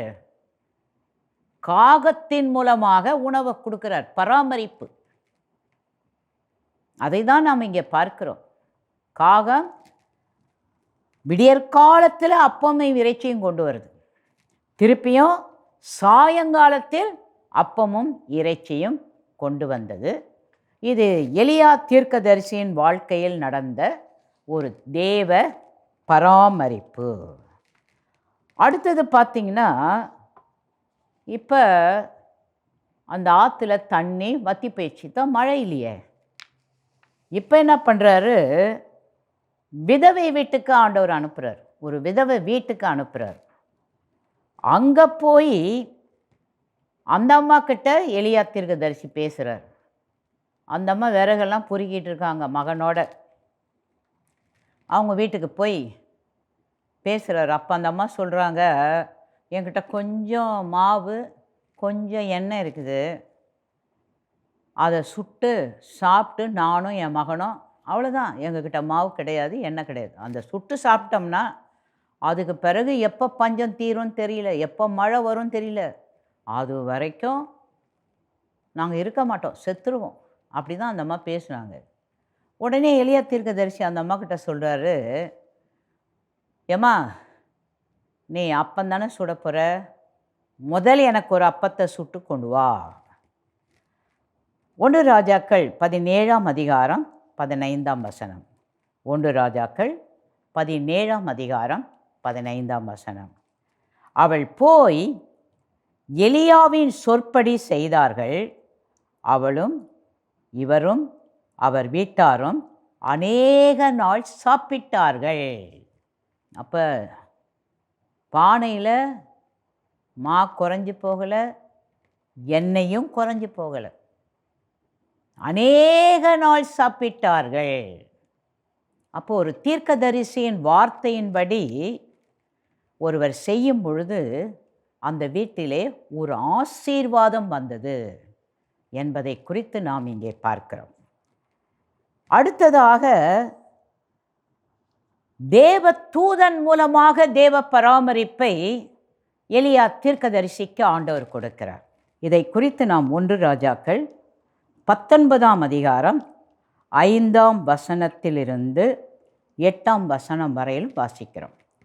1 ராஜாக்கள் 19ஆம் அதிகாரம் 5ஆம் வசனத்திலிருந்து 8ஆம் வசனம். ஒரு சூரை செடியின் கீழ் படுத்துக்கொண்டு நித்திரை பண்ணினார். அப்பொழுது ஒரு தூதன் அவரை தட்டி எழுப்பி, எழுந்திருந்து போஜனம் பண்ணு என்றார். அவர் விழித்து பார்க்கிறபோது, இதோ தழலில் சுடப்பட்ட அடையும் ஒரு பாத்திரத்தில் தண்ணீரும் அவர் தலைமாட்டில் இருந்தது. அப்பொழுது அவர் புசித்து குடித்து திரும்ப படுத்து கொண்டார். கர்த்தருடைய தூதன் திரும்ப 2ஆம் தரம் வந்து அவரை தட்டி எழுப்பி, எழுந்திருந்து போஜனம் பண்ணு, நீ பண்ண வேண்டிய பிரயாணம் வெகு தூரம் என்றார். அப்பொழுது அவர் எழுந்திருந்து புசித்து குடித்து அந்த போஜனத்தின் பலத்தினால் 40 நாள் இரவு பகல் ஓரேப் என்னும் தேவனுடைய பர்வதம் மட்டும் நடந்து போனார். வாசித்த இந்த தேவனுடைய வார்த்தையில் அவர் இனி செத்துடலாம், உலகத்திலேயே இருக்க வேணாம், அப்படி தான் படுத்துட்டு இருக்கிறார். அப்போ தேவதூதன் வந்து அவரை எழுப்பி அவருக்கு அடை கொடுக்குறாரு, தண்ணீர் கொடுக்குறாரு, சாப்பிட்டுட்டு மறுபடியும் படுத்துக்கிட்டாரு. அப்போ திருப்பியும் எழுப்பி திருப்பியும் அவருக்கு அந்த சுடப்பட்ட அடையையும் தண்ணீரையும் கொடுக்குறாரு. ஏப்பா இனி படுக்காத, நீ போக வேண்டிய தூரம் வெகு தூரம் என்று சொல்லி அவரை மறுபடியும் அவருக்கு போஜனம் கொடுத்து அந்த பலத்தில் 40 நாள், இந்த சாப்பிட்ட ஆகாரம் 40 நாள் சாப்பிடலன்னு தான் பார்க்குறோம். ஒரே மட்டும் நடந்து போனார். அப்போ அந்த தீர்க்கதரிசியோட ஆண்டவர் எப்படி இருந்திருக்கிறார் பாருங்கள், அதை தான் நம்ம இங்கே பார்க்குறோம். எலியா தீர்க்கதரிசி அவர்கள் வாழ்ந்த காலத்தில் அவர்கள் எப்படி தேவனுக்கு வைராக்கியமாக இருந்தார், தேவனுடைய வார்த்தைக்கு எப்படி அவர் வைராக்கியமாக இருந்தார். அதனால தான் அவர் சொன்ன மாதிரியே அந்த தேசத்தில் மழை பெய்யவில்லை. அடுத்ததாக அவர் பயமற்ற ஒரு சீர்திருத்தவாதி, பயமற்ற ஒரு சீர்திருத்தவாதி. 1 ராஜாக்கள் 18ஆம் அதிகாரம் 17ஆம் வசனம் 40ஆம் வசனம். 1 ராஜாக்கள் 18ஆம் அதிகாரம் 17ஆம் வசனம் 40ஆம் வசனம்.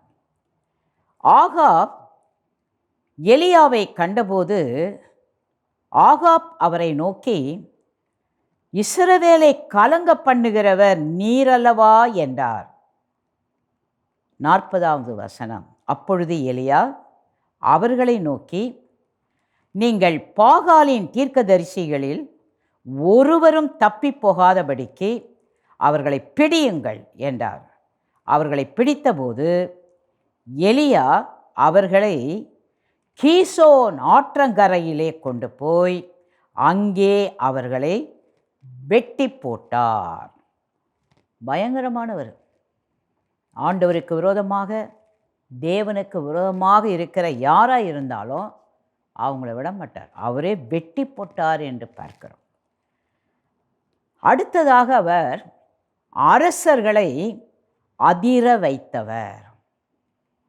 ராஜாக்களே அவரை பார்த்தா பயப்படுவாங்க. 1 ராஜாக்கள் 21ஆம் அதிகாரம் 20ஆம் வசனம். அப்பொழுது ஆகாப் எலியாவை நோக்கி, என் பகைஞனே, என்னை கண்டுபிடித்தாயா என்றார். அதற்கு அவர், கண்டுபிடித்தேன். கர்த்தரின் பார்வைக்கு பொல்லாப்பானதை செய்ய நீ உன்னை வெற்று போட்டாய். ஒரு ராஜாவே இந்த தீர்க்கதரிசியை பார்த்து சொல்றார், பகைஞன், எனக்கு எதிராளி. என்னை கண்டுபிடிச்சிட்டியா? ஆமாம், நான் கண்டுபிடிச்சிட்டேன். நீ கர்த்தரின் பார்வைக்கு பொல்லாப்பானதை செய்கிற, அதுக்கு உன்னை விட்டு கொடுத்துட்ட. உன்னை நான் கண்டுபிடிக்காமல் இருப்பேனா அப்படின்னு அவரே பயப்படுற அளவுக்கு இவர் பேசுகிறார். 2 ராஜாக்கள் 1ஆம் அதிகாரம் 4ஆம் வசனம். இது நிமித்தம் நீ ஏறின கட்டிலில் இருந்து இறங்காமல் சாகவே சாவாய் என்று கர்த்தர் சொல்லுகிறார் என்பதை அவர்களோடே சொல் என்றார். அப்படியே எலியா போய் சொன்னார். போய் சொல்லு, நீ ஏறுற கட்டில் இருந்து இறங்க மாட்டார், அப்படியே செத்துருவேன். போய் சொல்லு. அந்த மாதிரி தைரியம் வருமா? நல்லா இருப்ப, உயர்ந்து இருப்ப, உன்னை ஆண்டவர் ஆசீர்வதிப்பார். இந்த மாதிரி வார்த்தையெல்லாம் சொல்லணுன்னா தைரியமாக போகலாம். இப்போ போய் இவர் ஒரு வார்த்தை சொல்லணும், நீ ஏறின கட்டில் இருந்து இறங்க மாட்ட, செத்துருவ. ஆனால் வார்த்தை சொல்லுது, அப்படியே அவர் போய் செய்தார். ஆண்டவர் என்ன சொல்கிறாரோ அதை அப்படியே அவர் செய்தார். ஒரு தடவை அவருக்கு மனமடிவு வந்துருச்சு. அதில் அப்படியே வீழ்ந்து போனார். 1 ராஜாக்கள் 19ஆம் அதிகாரம் 3ஆம் வசனத்திலிருந்து 5ஆம் வசனம். 1 ராஜாக்கள் 19ஆம் அதிகாரம் 3ஆம் வசனத்திலிருந்து 5ஆம் வசனம். அவருக்கு அது தெரிந்தபோது எழுந்து தன் பிராணனை காக்க யூதாவை சேர்ந்த பெயர்செபாவுக்கு புறப்பட்டு போய் தன் வேலைக்காரனை அங்கே நிறுத்திவிட்டார். அவர் வனாந்திரத்தில் ஒரு நாள் பிரயாணம் போய் ஒரு சூரைச் செடியின் கீழ் உட்கார்ந்து தான் சாக வேண்டும் என்று கூறி, போதும் கர்த்தாவே, என் ஆத்துமாவை எடுத்துக்கொள்ளும், நான் என் பிதாக்களை பார்க்கிலும் நல்லவன் அல்ல என்று சொல்லி ஒரு சூரைச் செடியின் கீழ் படுத்துக்கொண்டு நித்திரை பண்ணினார். அப்பொழுது ஒரு தூதன் அவரை தட்டி எழுப்பி, எழுந்திருந்து போஜனம் பண்ணு என்றார். ரொம்ப சோர்ந்து போயிட்டார். அதனால் நான் என் பிதாக்களை விட நல்லவர் அல்ல என்று ஒரு சூரச்செடிக்கில் அடியில் போய் படுத்துக்கிட்டார். ஆனால் ஆண்டவர் அவரை சும்மா விடலை.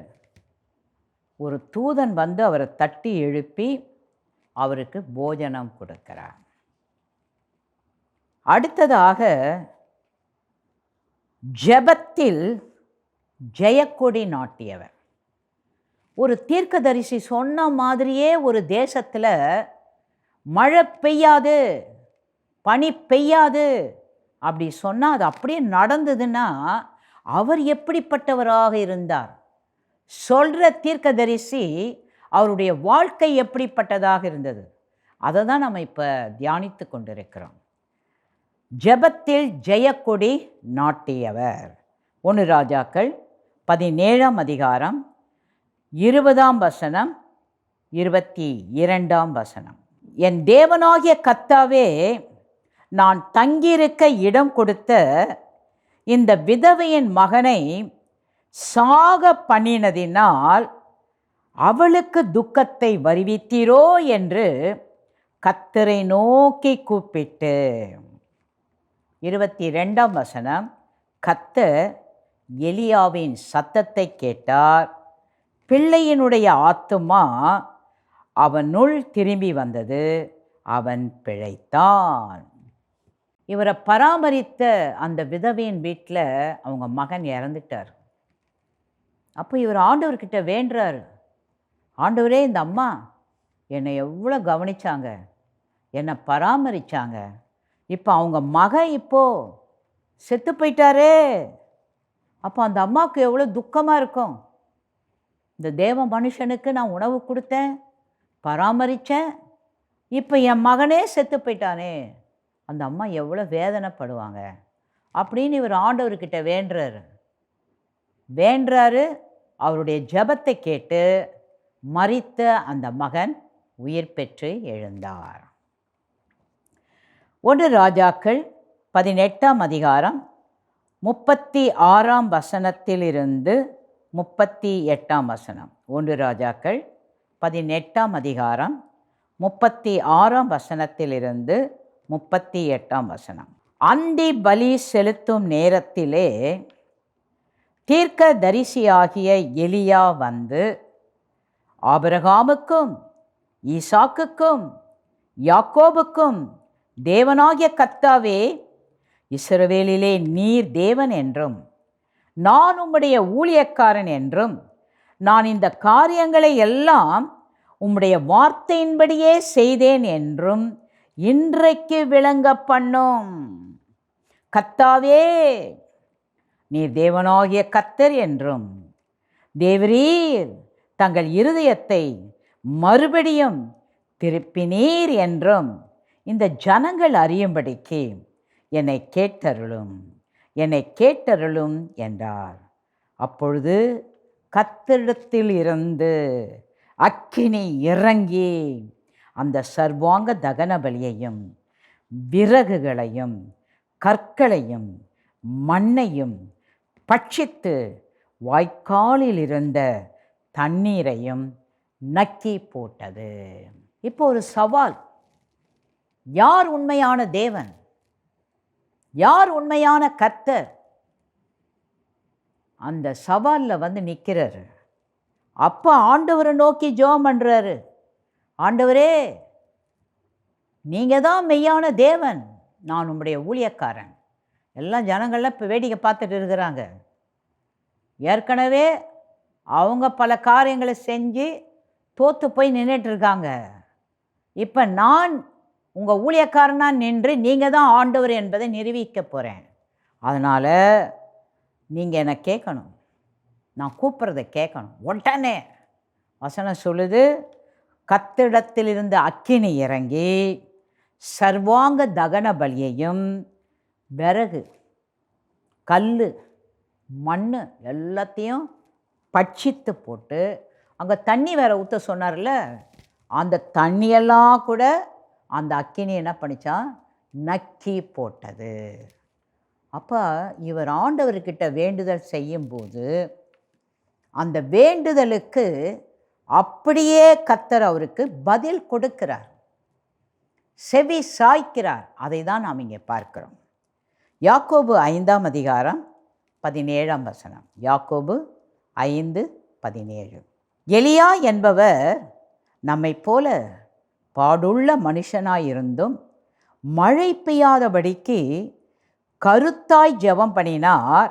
அப்பொழுது 3 வருஷமும் 6 மாதமும் பூமியின் மேல் மழை பெய்யவில்லை. யாக்கோபு அவருடைய நிருபத்தில் எழுதுறாரு. நம்ம போல ஒரு பாடுள்ள மனுஷன்தான். ஆனால்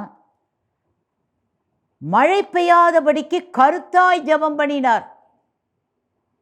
3 வருஷம் 6 மாதம் பூமியின் மேல் மழை பெய்யவே இல்லை. அப்போ ஆண்டவர்கிட்ட அவர் எப்படி ஜெபம் பண்ணுறாரோ அந்த ஜெபத்திற்கு அவர் அப்படியே பதில் கொடுத்தார். சரியான தேவ செயலை உணராமல் தவறியவர். 1 ராஜாக்கள் 19ஆம் அதிகாரம் 14ஆம் வசனம் 18ஆம் வசனம். அதற்கு அவர், சேனைகளின் தேவனாகிய கர்த்தருக்காக வெகு பக்தி வைராக்கியமாய் இருந்தேன். இஸ்ரவேல் புத்திரர் உமது உடன்படிக்கையை தள்ளிவிட்டார்கள். உம்முடைய பலிபீடங்களை இடித்து உம்முடைய தீர்க்கதரிசிகளை பட்டயத்தினால் கொன்று போட்டார்கள். நான் ஒருவன் மாத்திரம் மீதியாயிருக்கிறேன். என் பிராணனையும் வாங்க தேடுகிறார்கள் என்றார். 18ஆம் வசனம். ஆனாலும் பாகாலுக்கு முடங்காதிருக்கிற முழங்கால்களையும் அவனை முத்தம் செய்யாதிருக்கிற வாய்களையும் உடைய 7000 பேரை இஸ்ரவேலிலே மீதியாக வைத்திருக்கிறேன் என்றார். அப்போ ஆண்டவர் என்ன செய்கிறாரு என்பதை கொஞ்சம் உணராமல் அவர் நடந்து கொண்ட விதத்தை நாம் இங்கே பார்க்கிறோம். தேவனால் கனம் பெற்ற ஒரு மனிதன். 2 ராஜாக்கள் 2ஆம் அதிகாரம் 11ஆம் வசனம். 2 ராஜாக்கள் 2ஆம் அதிகாரம் 11ஆம் வசனம். அவர்கள் பேசிக்கொண்டு நடந்து போகையில் இதோ அக்கினி ரதமும் அக்கினி குதிரைகளும் அவர்கள் நடுவாக வந்து இருவரையும் பிரித்தது. எலியா சுழல் காற்றிலே பரலோகத்திற்கு ஏறி போனார். ஹல்லேலூயா. இப்போ ஆண்டவர் அவரை எப்படி கொண்டு போகிறார்? சுழல் காற்றிலே பரலோகத்திற்கு ஏறி போன ஒரு தீர்க்கதரிசி. ஒரு தீர்க்கதரிசியின் மூலமாக சொல்கிற வார்த்தை அப்படியே ஏன் நிறைவேறுது? அந்த தீர்க்கதரிசிக்கும் தேவனுக்கும் இடையில் இருக்கிற உறவு எப்படிப்பட்டதாக இருந்தது? அதுதான் நம்ம இந்த வார்த்தைகளிலே நாம் தியானித்தோம். அடுத்ததாக அவர் அற்புதங்களை செய்தார். அவர் மூலமாக அற்புதங்கள் நடந்தது. 1 ராஜாக்கள் 17ஆம் அதிகாரம் 1ஆம் வசனத்தில் நாம் வாசித்த விதமாக அவர் சொல்கிறாரு, ஆகாபை பார்த்து சொல்கிறார், கீலேயாத்தின் குடிகளிலே திஸ்பியனாகிய எலியா ஆகாபை நோக்கி, என் வாக்கின்படியே அன்றி இந்த வருஷங்களிலே பனியும் மழையும் பெய்யாதிருக்கும் என்று இஸ்ரவேலின் தேவனாகிய கர்த்தருக்கு முன்பாக நிற்கிற நான் அவருடைய ஜீவனை கொண்டு சொல்லுகிறேன் என்றார். மழை பெய்யாதுங்க, நான் அடுத்து சொல்கிற வரைக்கும் மழை பெய்யாது. அதே மாதிரி தான் மழை பெய்யாமல் இருந்தது. லூக்கா 4:25. அன்றியும் எலியாவின் நாட்களிலே 3 வருஷமும் 6 மாதமும் வானம் அடைப்பட்டு தேசம் எங்கும் மிகுந்த பஞ்சம் உண்டாயிருந்த போது இஸ்ரவேலருக்குள் அநேகம் விதவைகள் இருந்தார்கள். அப்போ அவர் நாட்களில் இப்படி ஒரு காரியம் நடந்தது. 2வது, அக்கினியை இறக்கி பலியை எரிச்சார். அதுதான் 1 ராஜாக்கள் 18:38 வாசிக்கிறோம். 1 ராஜாக்கள் 18:38. அப்பொழுது கர்த்தரிடத்தில் இருந்து அக்கினி இறங்கி அந்த சர்வாங்க தகன பலியையும் விறகுகளையும் கற்களையும் மண்ணையும் பட்சித்து வாய்க்காலில் இருந்த தண்ணீரையும் நக்கி போட்டது. ஆண்டவரே என்னை கேட்டறலும் அவ்வளோதான். அக்கினி இறங்கிச்சு, இறங்கி எல்லாத்தையும் பட்சித்து போட்டது. ஹல்லேலூயா. அடுத்ததாக தலைவனும் 50 வீரர்களும் தீ இறங்கி இறந்தது. 2 ராஜாக்கள் 1ஆம் அதிகாரம் 10ஆம் வசனம். 2 ராஜாக்கள் 1ஆம் அதிகாரம் 10ஆம் வசனம். அப்பொழுது எலியா அந்த 50 பேரின் தலைவனுக்கு பிரதியுத்திரமாக, நான் தேவனுடைய மனுஷனானால் அக்கினி வானத்திலிருந்து இறங்கி உன்னையும் உன் 50 பேரையும் பட்சிக்க கடவது என்றார். உடனே அக்கினி வானத்திலிருந்து இறங்கி அவனையும் அவன் 50 பேரையும் பட்சித்தது. சொன்னார், நான் யார்கிட்ட பேசுகிறேன்? நீ யாரோட பேசிக்கொண்டு இருக்கிறாய்? இப்போ பாரு, நான் தேவனுடைய மனுஷன்.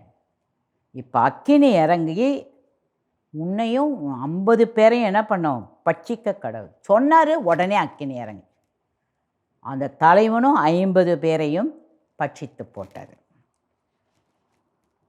அடுத்ததாக மழை திரும்ப பெய்ய வேண்டும். அப்போ 1 ராஜாக்கள் 18:41. முதல் பார்த்தோம், என் வாக்கின்படியே அன்றி மழை பெய்யாதுனர். இப்போ பாருங்கள், 1 ராஜாக்கள் 18:41. பின்பு எலியா ஆகாபை நோக்கி, நீர் போம், போஜனபானம் பண்ணும், பெரும் மழையின் இரைச்சல் கேட்கப்படுகிறது என்றார். இப்போ கேட்குதுப்பா, இன்னும் கொஞ்ச நேரத்தில் மழை பெஞ்சிரும், அதனால் சீக்கிரமாக போ. அடுத்தது 2 ராஜாக்கள் 2ஆம் அதிகாரம் 8ஆம் வசனம். யோர்தானின் தண்ணீரை பிரித்தது. யோர்தானின் தண்ணீரை பிரித்தது. 2 ராஜாக்கள் 2ஆம் அதிகாரம் 8ஆம் வசனம். அப்பொழுது எலியா தன் சால்வையை எடுத்து முறுக்கி தண்ணீரை அடித்தார். அது 2 பக்கமாக பிரிந்தது. அவர்கள் இருவரும் உலர்ந்த தரை வழியாய் அக்கறைக்கு போனார்கள். ஒரு நதியையே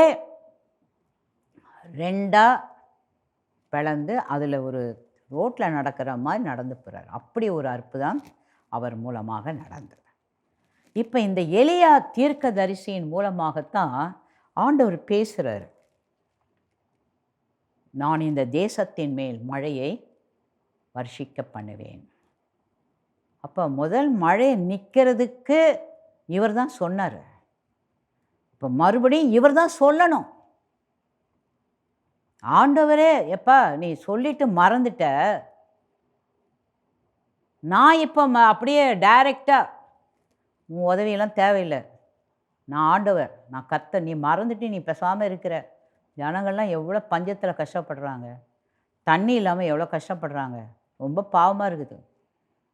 அதனால் நான் நானே மழையை அனுப்புகிறேன் அப்படின்னு அவர் செய்யலை. தீர்க்கதரிசி மூலமாக என்ன சொன்னாரோ அதே தீர்க்கதரிசி தான் போய் ராஜாவை பார்க்கணும். அதே தீர்க்கதரிசியின் மூலமாக தான் மறுபடியும் மழை பெய்யும்.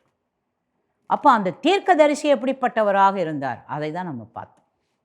அடுத்தது ஆகாப்.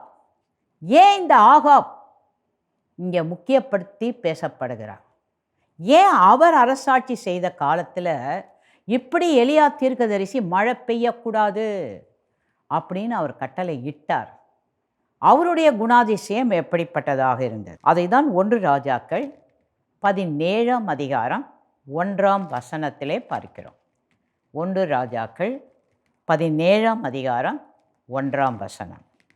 கீலேயாத்தின் குடிகளிலே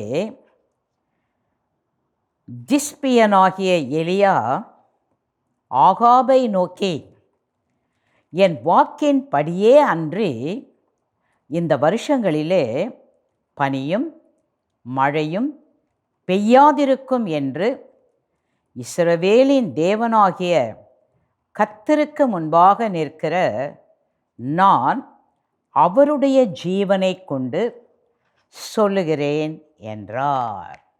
1 ராஜாக்கள் 18:5. ஆகாப் ஒபதியாவை பார்த்து, நீ தேசத்தில் இருக்கிற எல்லா நீரூற்றுகளிடத்திலும் எல்லா ஆறுகளிடத்திலும் போ, நாம் சகல மிருகங்களையும் சாக கொடாமல் குதிரைகளையும் கோவேறு கழுதைகளையுமாவது உயிரோடே காப்பாற்றும்படிக்கு நமக்கு புல் அகப்படுமா என்று பார் என்றார். 1 ராஜாக்கள் 19:1. எலியா செய்த எல்லாவற்றையும், அவர் தீர்க்கதரிசிகள் எல்லாரையும் பட்டயத்தில் கொன்று போட்ட செய்தி அனைத்தையும் ஆகாப் ஏசபேலுக்கு அறிவித்தார். இப்போ இவர் எல்லாத்தையும் அவங்க மனைவி ஏசபேல்கிட்ட சொல்கிறார். அப்போ இவர் எப்படிப்பட்டவராக இருந்தார்? இவர் ஒரு தேவனால் நியமிக்கப்பட்ட ஒரு ராஜா, தேவ ஜனங்களுக்காக ஏற்படுத்தப்பட்ட ராஜா. ஆனால் அவர் என்ன பண்ணார்? தேவனுக்கு முக்கியத்துவம் கொடுப்பதை அவர் அலட்சியம் பண்ணிவிட்டார், புறக்கணித்து விட்டார். அதை தான் 1 ராஜாக்கள் 18ஆம் அதிகாரம் 30ஆம் வசனத்திலிருந்து 33ஆம் வசனம் வரையிலும் பார்க்கிறோம். அப்பொழுது எலியா சகல ஜனங்களையும் நோக்கி, என் கிட்டே வாருங்கள் என்றார். சகல ஜனங்களும் அவர் கிட்டே வந்தபோது தகர்க்கப்பட்ட கர்த்தருடைய பலிபீடத்தை அவர் செப்பனிட்டு, உனக்கு இஸ்ரவேல் என்னும் பேர் இருப்பதாக என்று சொல்லி, கர்த்தருடைய வார்த்தையை பெற்ற யாக்கோபுடைய குமாரரால் உண்டான கோத்திரங்களுடைய இலக்கத்தின்படியே 12 கற்களை எடுத்து, அந்த கற்களாலே கர்த்தருடைய நாமத்திற்கென்று ஒரு பலிபீடத்தை கட்டி, பலிபீடத்தை சுற்றிலும் தானியம் அளக்கிற 2 படி விதைக்கத்தக்க இடமான ஒரு வாய்க்காலை உண்டாக்கி, விறகுகளை அடுக்கி, ஒரு காளையை சந்து சந்தாக துண்டித்து விறகுகளின் மேல் வைத்தார். இப்போ இந்த ராஜா முதல் பலிபீடம் கட்டி, அவருடைய தீர்க்கதரிசிகளெல்லாம் பலிபீடம் கட்டினாங்க. ஆனால் அவங்க யாரை முக்கியப்படுத்தினாங்க? தேவனை முக்கியப்படுத்தலை. இப்போ எலியா தீர்க்கதரிசி அவங்களுக்கு முன்னாலே செஞ்சுக்க, நீங்கள் யாரை முக்கியப்படுத்துறீங்க? யாருக்கு நீங்கள் பலிபீடம் கட்டுறீங்க? யாரை கூப்பிடுறீங்க? நீங்கள் இவ்வளோ நேரம் கூப்பிட்டீங்களே, ஒன்றும் நடக்கலை. ஏன் தெரியுமா? நீங்கள்லாம் யாருடைய ஜனங்கள்? தேவ ஜனங்கள். தேவனுக்கு விரோதமாக நீங்கள் ஒன்று செஞ்சுட்டு நீங்கள் கூப்பிட்ட ஆண்டவர் வந்துடுவாரா? இப்போ பாருங்கள், உங்கள் கண்ணு முன்னாலேயே நான் யார், நம்முடைய தேவன் யார் என்பதை உங்களுக்கு காண்பிக்கிறேன் என்று அந்த ஆகாப் ராஜாவுக்கு காட்டுறார். 1 ராஜாக்கள் 21ஆம் அதிகாரம் 28ஆம் வசனம் 29ஆம் வசனம். 1 ராஜாக்கள் 21ஆம் அதிகாரம் 28ஆம் வசனம் 29ஆம் வசனம். அப்பொழுது கர்த்தருடைய வார்த்தை திஸ்பியனாகிய எலியாவுக்கு உண்டாயிற்று.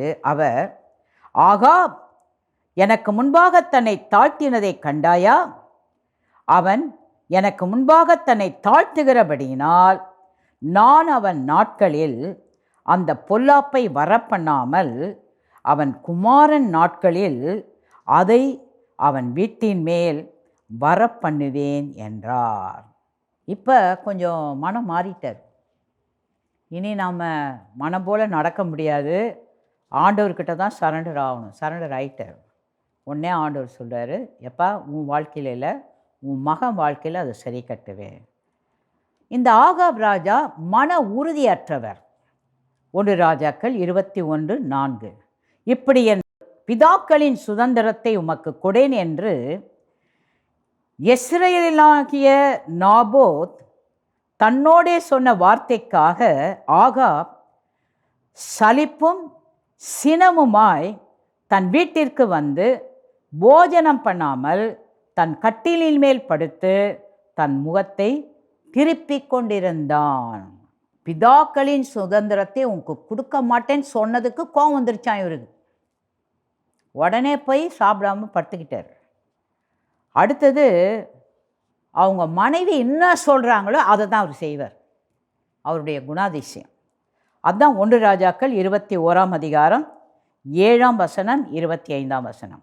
அப்பொழுது அவன் மனைவியாகிய ஏசபேல் அவனை நோக்கி, நீர் இப்பொழுது இஸ்ரவேலின் மேல் ராஜ்யபாரம் பண்ணுகிறவர் அல்லவா? நீர் எழுந்து போஜனம் பண்ணி மனமகிழ்ச்சியாயிரும். இஸ்ரவேலாகிய நாபோத்தின் திராட்சை தோட்டத்தை நான் உமக்கு கொடுப்பேன் என்று சொன்னாள். தன் மனைவியாகிய ஏசபேல் தூண்டிவிட்டபடியே கர்த்தரின் பார்வைக்கு பொல்லாப்பானதை செய்ய தன்னை விட்டு போட்ட ஆகாபை போல ஒருவனும் இல்லை. வசனம் சொல்றத பாருங்க. அவங்க மனைவி என்ன சொல்றாங்களோ அதன்படியே செஞ்சாரு.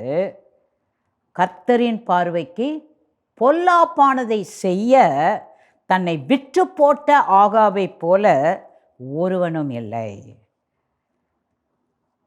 எலியா தீர்க்கதரிசியின் மூலமாக முன் அறிவிக்கப்பட்டது நிறைவேறியது.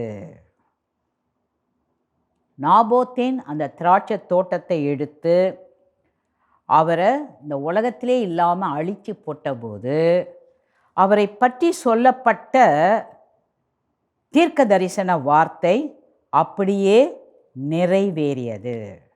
இதை தான் நம்ம 1 ராஜாக்கள் 21:17-18 வாசிக்கிறோம். கர்த்தருடைய வார்த்தை திஸ்பியனாகிய எலியாவுக்கு உண்டாயிற்று. அவர், நீ எழுந்து சமாரியாவில் இருக்கிற இஸ்ரவேலின் ராஜாவாகிய ஆகாபை சந்திக்கும்படி போ. இதோ அவன் நாபோத்தின் திராட்சை தோட்டத்தை சொந்தமாய் எடுத்துக்கொள்ள அங்கே போயிருக்கிறான். 1 ராஜாக்கள் 22:37-38. அப்படியே ராஜா இறந்த பின்பு சமாரியாவுக்கு கொண்டு வரப்பட்டான். ராஜாவை சமாரியாவிலே அடக்கம் பண்ணினார்கள். அந்த இரத்தத்தையும் அவனுடைய கவசத்தையும் சமாரியாவின் குளத்திலே கழுவுகிற போது கர்த்தர் சொல்லியிருந்த வார்த்தையின்படியே நாய்கள் அவன் இரத்தத்தை நக்கினது. அப்போ ஆண்டவர் அப்பவே சொல்லிட்டாரு, நீ எப்படி ஒருத்தருடைய இரத்தத்தை சிந்த வச்சு நாய் நக்க வச்சியோ, உன் இரத்தத்தையும் சிந்த வச்சு நாய்கள் நக்கும்படியாக நான் செய்வேன். அந்த வார்த்தை அப்படியே கடைசியில் அவருடைய வாழ்க்கையில் நிறைவேறினதை பார்க்கிறோம். எனக்கு அன்பான தேவனுடைய பிள்ளைகளே, இந்த உலகத்தில் வாழ்கிற போது ஒரு தீர்க்கதரிசி தேவனுடைய வார்த்தைக்கு கீழ்ப்படியாக இருந்த ஒரு ராஜா, அவங்க வாழ்க்கை எப்படி இருந்தது? கர்த்தருக்கு பயப்படுகிற தீர்க்கதரிசியை எப்படி நடத்தினார்? கர்த்தருக்கு பொல்லாப்பு செய்கிற ராஜாவை எப்படி நடத்தினார்? அதை தான் இந்த பகுதியில் நம்ம பார்க்குறோம். அதனால தேவ பிள்ளைகளாக இந்த உலகத்தில் வாழ்கிற நீங்களும் நானும் சாதாரணமானவர்கள் அல்ல. நம்ம யாரு? கர்த்தர் நம்ம எதற்காக தெரிந்து கொண்டிருக்கிறார், அழைத்திருக்கிறார், அபிஷேகம் பண்ணியிருக்கிறார், அதில் தான் கவனமாக இருக்கணும். நம்மளை சுற்றிலும் பலரும் பலவிதமாக இருப்பாங்க. பல விதத்தில் அவங்க வாழ்க்கை இருக்கும். அவங்களோட காம்ப்ரமைஸ் ஆகக்கூடாது, அவங்களோட ஒத்து போகக்கூடாது. அதுதான் எலியா தீர்க்கதரிசி வாழ்ந்த காலத்தில் அவ்வளோ ஒரு மன உறுதியாக இருந்தார், ஸ்ட்ராங்காக இருந்தார். அதனால தான் அவர் சொன்ன வார்த்தை, இந்த தேசத்தின் மேலே மழை பெய்யாதுன்னாரு. 3 வருஷம் 6 மாதம் மழை பெய்யலை. அப்புறம்தான் சொல்கிறாரு, ஆண்டவரே கூப்பிட்டு தான் சொல்கிறார், எப்பா நீ சொல்லிட்டு மறந்துட்டேன்னு தெரியல, இப்போ போய் நீ ஆகாபுக்கு உன்னை காண்பி, நான் தேசத்தின் மேல் மழையை கட்டளையிடுவேன். ஆகவே தேவ பிள்ளைகளாக இந்த உலகத்தில் வாழ்கிற நீங்களும் நானும் ஆண்டவர் நம்மை நடத்துகிறவர். பக்கத்தில் இருக்கவங்கள பார்த்து சொல்லுங்கள், கர்த்தர் தான் நம்மை நடத்துகிறவர். கர்த்தருடைய வல்லமையை கர்த்தர் நமக்கு கொடுத்திருக்கிறார். ஆகவே நம்ம எந்த ஒரு சூழ்நிலையிலும் இந்த உலகத்தில் வாழும்போது கர்த்தருக்கு பயப்படுகிற அந்த பயம் நமக்குள்ளே இருக்க வேண்டும்.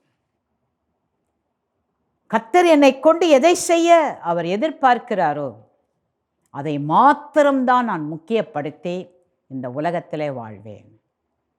பழைய ஏற்பாட்டு காலத்தில் வாழ்ந்த 2 விதமானவர்களை குறித்து பார்த்தோம். ஒருத்தர் தீர்க்கதரிசி, ஒருத்தர் ராஜா. தீர்க்கதரிசி எப்படி வாழ்ந்தார், ராஜா எப்படி வாழ்ந்தார்? அப்போ தீர்க்கதரிசிக்கு பஞ்சகாலம் வந்தாலும் அவருக்கு உணவை கொடுத்தாரு, அவரை போஷித்தார், அவரை காப்பாற்றினார், அவர் கூட இருந்தார். ஆனால் ராஜா அவர் இஸ்ரவேல் ஜனத்துக்கே ராஜா. தேவனை முக்கியப்படுத்தலை, ஆண்டவரை முக்கியப்படுத்தலை, ஆண்டவரை கனம் பண்ணலை. ஆண்டவருக்கு விரோதமான காரியங்களை தன் மனம் போல அவர் செஞ்சார், தான் விருப்பம் போல செஞ்சார். அதுக்கு என்ன செய்யறதுக்கும் அவர் துணிச்சலாக இருந்தார். ஆனால் அவருடைய வாழ்க்கை எப்படி முடிந்தது? ஆகவே தேவ பிள்ளைகளாக இந்த உலகத்தில் வாழ்கிற நீங்களும் நானும் கவனமாக இருக்கணும், ஜாக்கிரதையாக இருக்கணும், எச்சரிக்கையாக இருக்கணும். இயேசுவாகிய தேவன், ஆண்டவராகிய தேவன் சீக்கிரம் வரப்போகிறார். அவரை சந்திக்க திருச்சபை ஆயத்தமாக இருக்கணும், தேவ பிள்ளைகள் ஆயத்தமாக இருக்கணும். இன்னும் நம்ம வழிகளை எங்கெல்லாம் சரிப்படுத்த வேண்டுமோ, சீர்படுத்த வேண்டுமோ, இன்னும் கர்த்தருக்கு பிரியமாக நடக்க நாம் எங்கெல்லாம் மாற வேண்டுமோ அந்த மாறுதலுக்கு நம்மை அர்ப்பணிக்க வேண்டும். அப்பொழுது நிச்சயமாய் கர்த்தர் நம்மை ஆசீர்வதிப்பார், நமக்கு பாதுகாப்பை தருவார். நம்மை கொண்டு இந்த உலகத்தில் எதை செய்ய வேண்டுமோ அதை நிச்சயமாக தேவனாகிய கர்த்தர் நம்மை கொண்டு அவர் நிறைவேற்றுவார். நம்மை ஆண்டவருடைய கரத்தில் அர்ப்பணிப்போம். எங்களை அளவில்லாமல் நேசிக்கிற பரலோக பிதாவே, இந்த ஆராதனையில் கலந்து கொண்டிருக்கிற நம்முடைய பிள்ளைகள் எந்த இடத்திலெல்லாம் பாதிக்கப்பட்ட நிலையில் நான் கர்த்தருடைய வார்த்தைக்கு கீழ்ப்படியாமல் போனதினால் இந்த இடத்திலெல்லாம் எனக்கு பாதிப்பு வந்துவிட்டது, தேவனுடைய ஆசீர்வாதங்களை இழந்து விட்டேன் என்று உம்மை நோக்கி கூப்பிடுகிறார்களோ அவர்களுக்கு மனம் இறங்கும் ஆண்டவரே. அவர்களுக்கு நீங்க உதவி செய்யுங்க ஆண்டவரே. இயேசுவின் நாமத்தினாலே அவங்க அறியாமையினால கணவர் மேல் போட்ட சாபம், பிள்ளைகள் மேல் போட்ட சாபம், குடும்பத்தின் மேல் போட்ட சாபம், ஆண்டவரே அறியாமையினாலே எந்த விதத்திலெல்லாம் அவங்க தன்னையே சபித்து கொண்டார்களோ அதனால் இப்பொழுது பாதிக்கப்பட்ட நிலையில் வாழ்ந்து கொண்டிருக்கும் பொழுது ஆவியானவரே ஒரு உணர்வுள்ள இருதயத்தை தாரும், உம்மை நோக்கி பார்க்க அவர்களுக்கு மனதை தாரும். ஆண்டவரே என்னை மன்னியும். அன்றைக்கு எலியா தீர்க்கதரிசி அந்த தேசத்தில் மழை பெய்யாதுன்னு சொன்னார். 3 வருஷம் 6 மாதம் மழை பெய்யல. அடுத்தது அவர் போய் தன்னை காண்பித்த பிறகுதான் அங்கே மழை பெஞ்சது. அந்த மாதிரி நாங்கள் சொன்ன வார்த்தையை நாங்கள் பிரேக் பண்ணாதான், நாங்கள் உடைச்சாதான் எங்களுக்கு அற்புதம் நடக்கும். ஆவியானவரே உம்முடைய பிள்ளைகளுக்கு மனம் இறங்குங்க.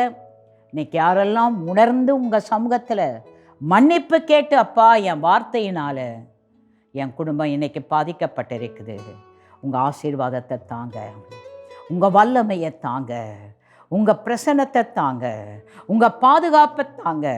அறியாமையினால் நாங்கள் சொன்ன வார்த்தைகள் எல்லாம் நீங்கள் எங்களுக்கு மன்னிப்பு தாங்க ஆண்டவரே. உம்முடைய ஆசீர்வாதத்தினாலே எங்கள் குடும்பங்களை ஆசீர்வதியும், எங்கள் வேலையை ஆசீர்வதியும், எங்கள் தொழிலை ஆசீர்வதியும், நாங்கள் இருக்கிற இடத்தை ஆசீர்வதியும்.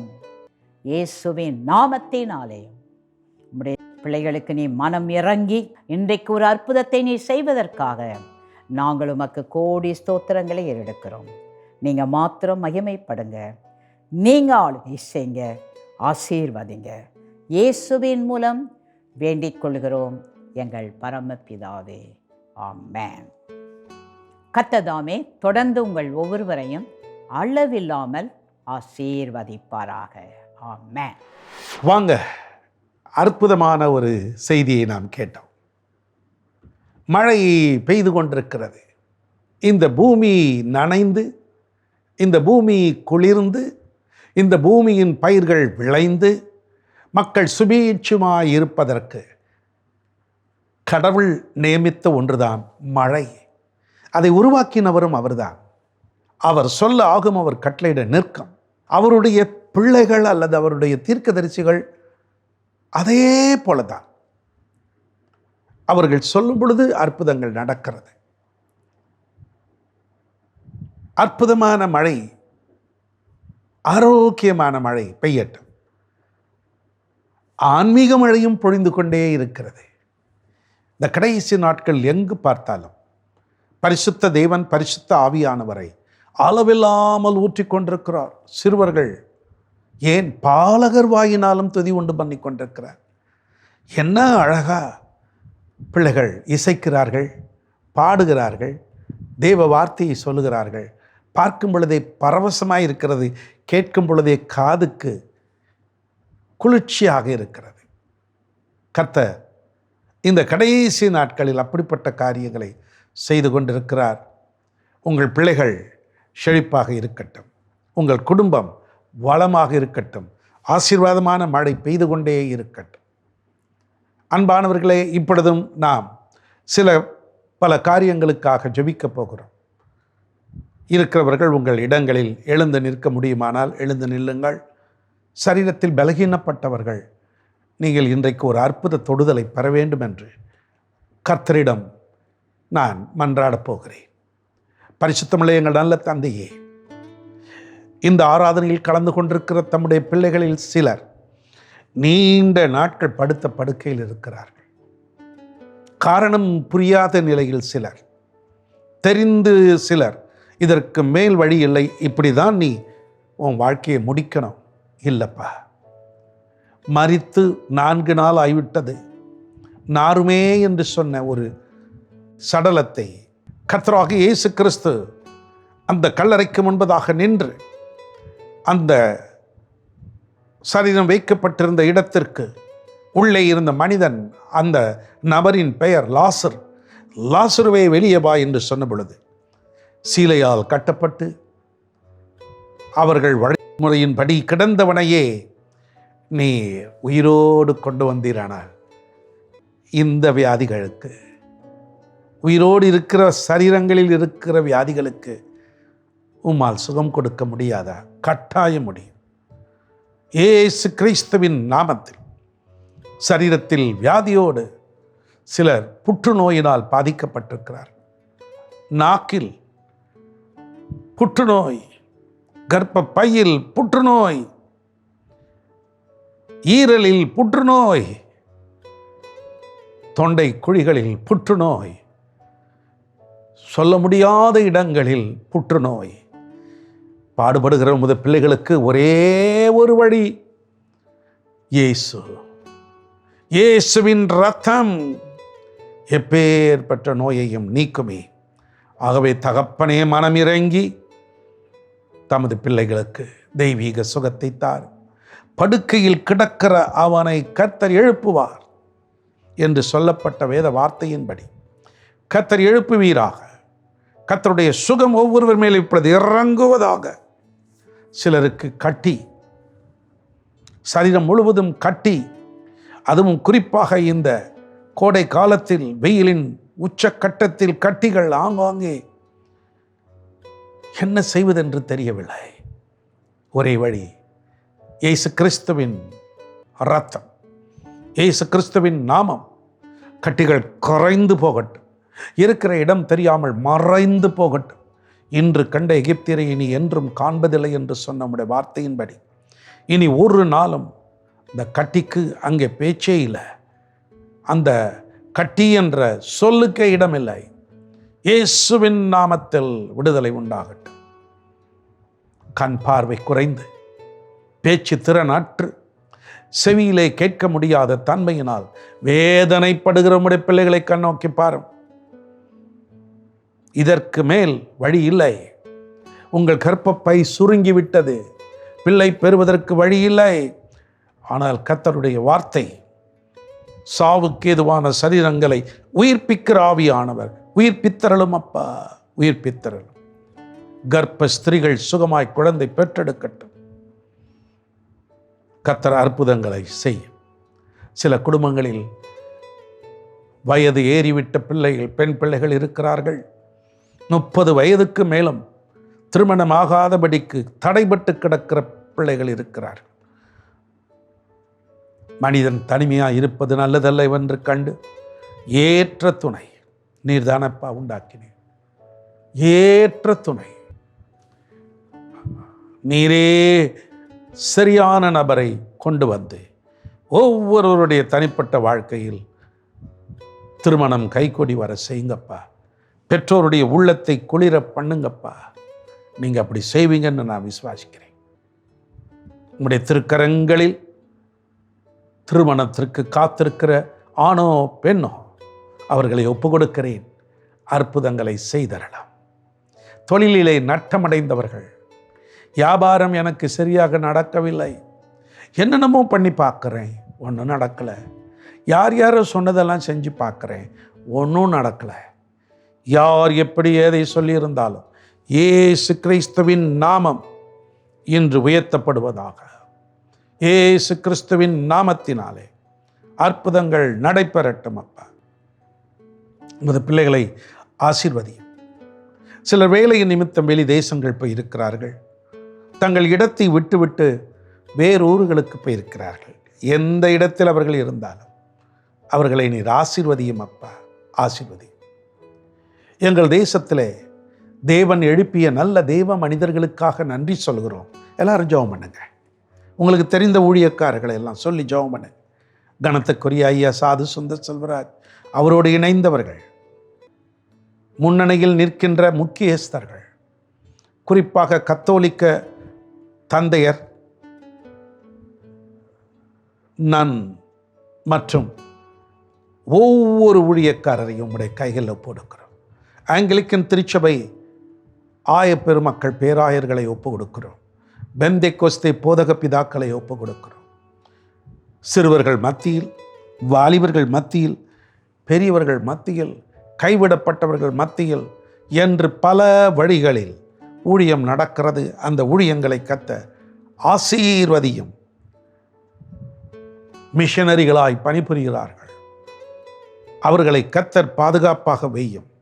சில இடங்களில் ஊழியர்கள் தாக்கப்படுகிறார்கள். சிலர் இரத்த சாட்சியாய் மரிக்க அர்ப்பணித்திருக்கிறார்கள்.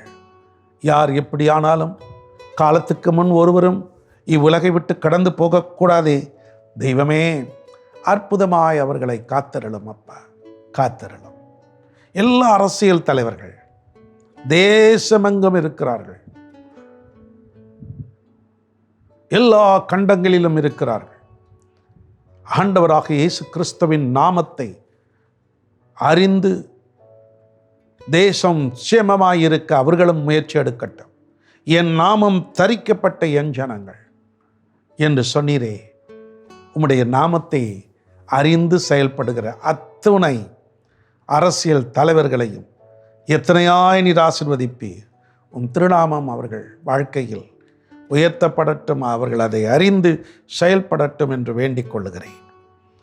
எங்கள் தேசத்தை ஆளுகின்ற எங்கள் தேசத்தின் ஜனாதிபதி, பிரதமர், கவர்னர்கள், முதல்வர்கள் ஒவ்வொருவரையும் உடைய கைகளில் ஒப்பு கொடுக்கிறோம். தேசம் சுபிட்சமாய் இருப்பதற்கு இவர்களை எல்லாம் ஒரு காரணமாக நீர் வைத்திருக்கிறீர். ராஜாக்களை ஏற்படுத்துகிறவர் நீர்தானே. ஆகவே நீரே இவர்களை ஆசீர்வதியும். அப்பா, தேசத்தின் பாதுகாப்புக்காக எல்லையில் நிற்கின்ற இராணுவத்தினர்கள், உள்ளூர் போலீஸ் அதிகாரிகள், தேசம் சுத்தமாக இருக்க வேண்டும் என்று சுகாதார வேலை செய்கிறவர்கள், தேசத்தின் மக்கள் ஆரோக்கியமாக இருக்க வேண்டும் என்பதற்காக மருத்துவத்துறையினர்கள், அவர்களை கர்த்தர் ஆசீர்வதியும். தகப்பனே, எங்கள் தேசத்திலே கல்வி கண்களை திறந்த தெய்வமே, அதற்காக பாடுபடுகின்ற ஆசிரிய பெருந்தகைகள், அவர்கள் ஒவ்வொருவரையும் என் தேவன் அளவில்லாமல் ஆசீர்வதிப்பீராக. உங்களுடைய திருக்கரங்களில் அவர்களையும் ஒப்பு கொடுக்கிறோம். எங்கள் தேசத்திலே நல்ல ஒரு இயற்கை சூழ்நிலையை உண்டு பண்ணும். அப்பா, எந்த விதமான தீங்கான காரியங்கள் வராமல் வேலி அடையும். அப்பா, எங்களை சூழ இருக்கிற தேசங்கள் எங்கள் தேசத்தின் எங்கள் மக்கள் செய்கிற ஜெபத்தின் பலனாக அவர்களும் பாதுகாப்பாக இருக்கட்டும். நீர் அப்படி செய்கிறீர். உமக்கு கோடி ஸ்தோத்திரம், கோடி ஸ்தோத்திரம். எங்கள் ஜெபங்களை நீர் கேட்டுவிட்டீர். உமக்கை சகல துதி, கனம், மகிமை செலுத்துகிறோம். ஜெபம் கேளும் எங்கள் பிதாவே. ஆமென், ஆமென். அன்பர்களே, உங்கள் கரங்களை உயர்த்துங்கள். கர்த்தர் உங்களை ஆசீர்வதித்து காக்க கடவர். கர்த்தர் தம்முடைய முகத்தை பிரகாசிக்க செய்து உங்கள் மேல் கிருபையாய் இருக்க கடவர். கர்த்தர் தம்முடைய முகத்தை பிரசன்னமாக்கி உங்களுக்கு சமாதானம் கட்டளையிட கடவர். ஆமேன், ஆமேன். என் ஆத்துமாவே கர்த்தரை ஸ்தோத்திரி, என் முழு உள்ளமே அவருடைய பரிசுத்த நாமத்தை ஸ்தோத்திரி. என் ஆத்துமாவே கர்த்தரை ஸ்தோத்திரி, அவர் செய்த சகல உபகாரங்களை மறவாதே. ஆமேன். அன்பானவர்களே, அடுத்த வாரம் பெந்தேகோஸ்தே ஞாயிறு. மறவாமல் பெந்தேகோஸ்தே ஞாயிறு ஆராதனையில் பங்கு பெறுங்கள். விசேஷித்த செய்தியை உங்களுக்காக ஆயத்தப்படுத்தி வைத்திருக்கிறோம். உலகமெங்கும் பெந்தேகோஸ்தே பெருவிழாக்கள் நடக்கிறது. அந்த பெந்தேகோஸ்தே நாளில் ஏற்பட்ட ஒரு பெரிய மாற்றம் இன்று வரை தொடர்கிறது. அதை பற்றிய அற்புதமான செய்தியை கர்த்தர் உங்களுக்கு வெளிப்படுத்துவார். ஒருவேளை இன்றைக்கு இந்த செய்தியை நான் முழுமையாய் கேட்க முடியாமல் போய்விட்டது. தொடர்ந்து முழுமையாய் கேட்க என்ன செய்ய வேண்டும்? கர்த்தருக்கு சித்தமானால் வருகிற வெள்ளிக்கிழமை காலை 10 மணிக்கு நமது ஏஞ்சல் டிவியில் நமது செய்திகள் இந்த ஆராதனை மறு ஒளிபரப்பாகும். பாருங்கள். இல்லை என்றால் உடனே பார்க்க வேண்டுமா? தி லார்ட்ஸ் அசெம்பிளி சென்னை என்ற யூடியூப் வழியாக நீங்கள் பார்க்கலாம். எப்பொழுது வேண்டுமானாலும் பார்க்கலாம். அன்பர்களே, நேயர்கள் ஒவ்வொருவருக்காக தினந்தோறும் எங்கள் ஜெபக்குழுவினர் ஜெபித்து கொண்டே இருக்கிறார்கள். நாங்களும் ஜெபிக்கிறோம். கனத்துக்குரிய ஐயா சாது சுந்தர் செல்வராஜ் அவர்கள் தீவிரமாக செயல்பட்டு கொண்டிருக்கிற இந்த காலகட்டத்தில் அவரோடு இணைந்து பணிபுரிகிற பிள்ளைகளுக்காகவும் நாம் ஜெபிக்க வேண்டும். அது நம் மேல் விழுந்த கடமை. உங்களுக்காக, உங்களுக்கு உரியவர்களுக்காக இந்த கடைசி காலத்தில் நீங்கள் நன்றாய் ஜெபியுங்கள். ஒன்றாய் கர்த்தருடைய ராஜ்யத்தை நாம் எழுப்புவோம். கர்த்தர் உங்கள் ஒவ்வொருவரையும் அளவில்லாமல் ஆசீர்வதிப்பார். இன்று இரவு கர்த்தர் சித்தமானால் அப்பம் கிளாஸே தமிழ் ஆங்கிலத்தில் விடுதலையின் செய்தி ஒளிபரப்பாகும். நமது ஏஞ்சல் டிவியில் பாருங்கள். 10:30 மணிக்கு ஒளிபரப்பாகும். மீண்டும் இன்னொரு நிகழ்ச்சியில் நான் உங்களை சந்திக்கும் வரை கர்த்தர் தாமே உங்கள் ஒவ்வொருவரையும் அளவில்லாமல் ஆசீர்வதிப்பாராக.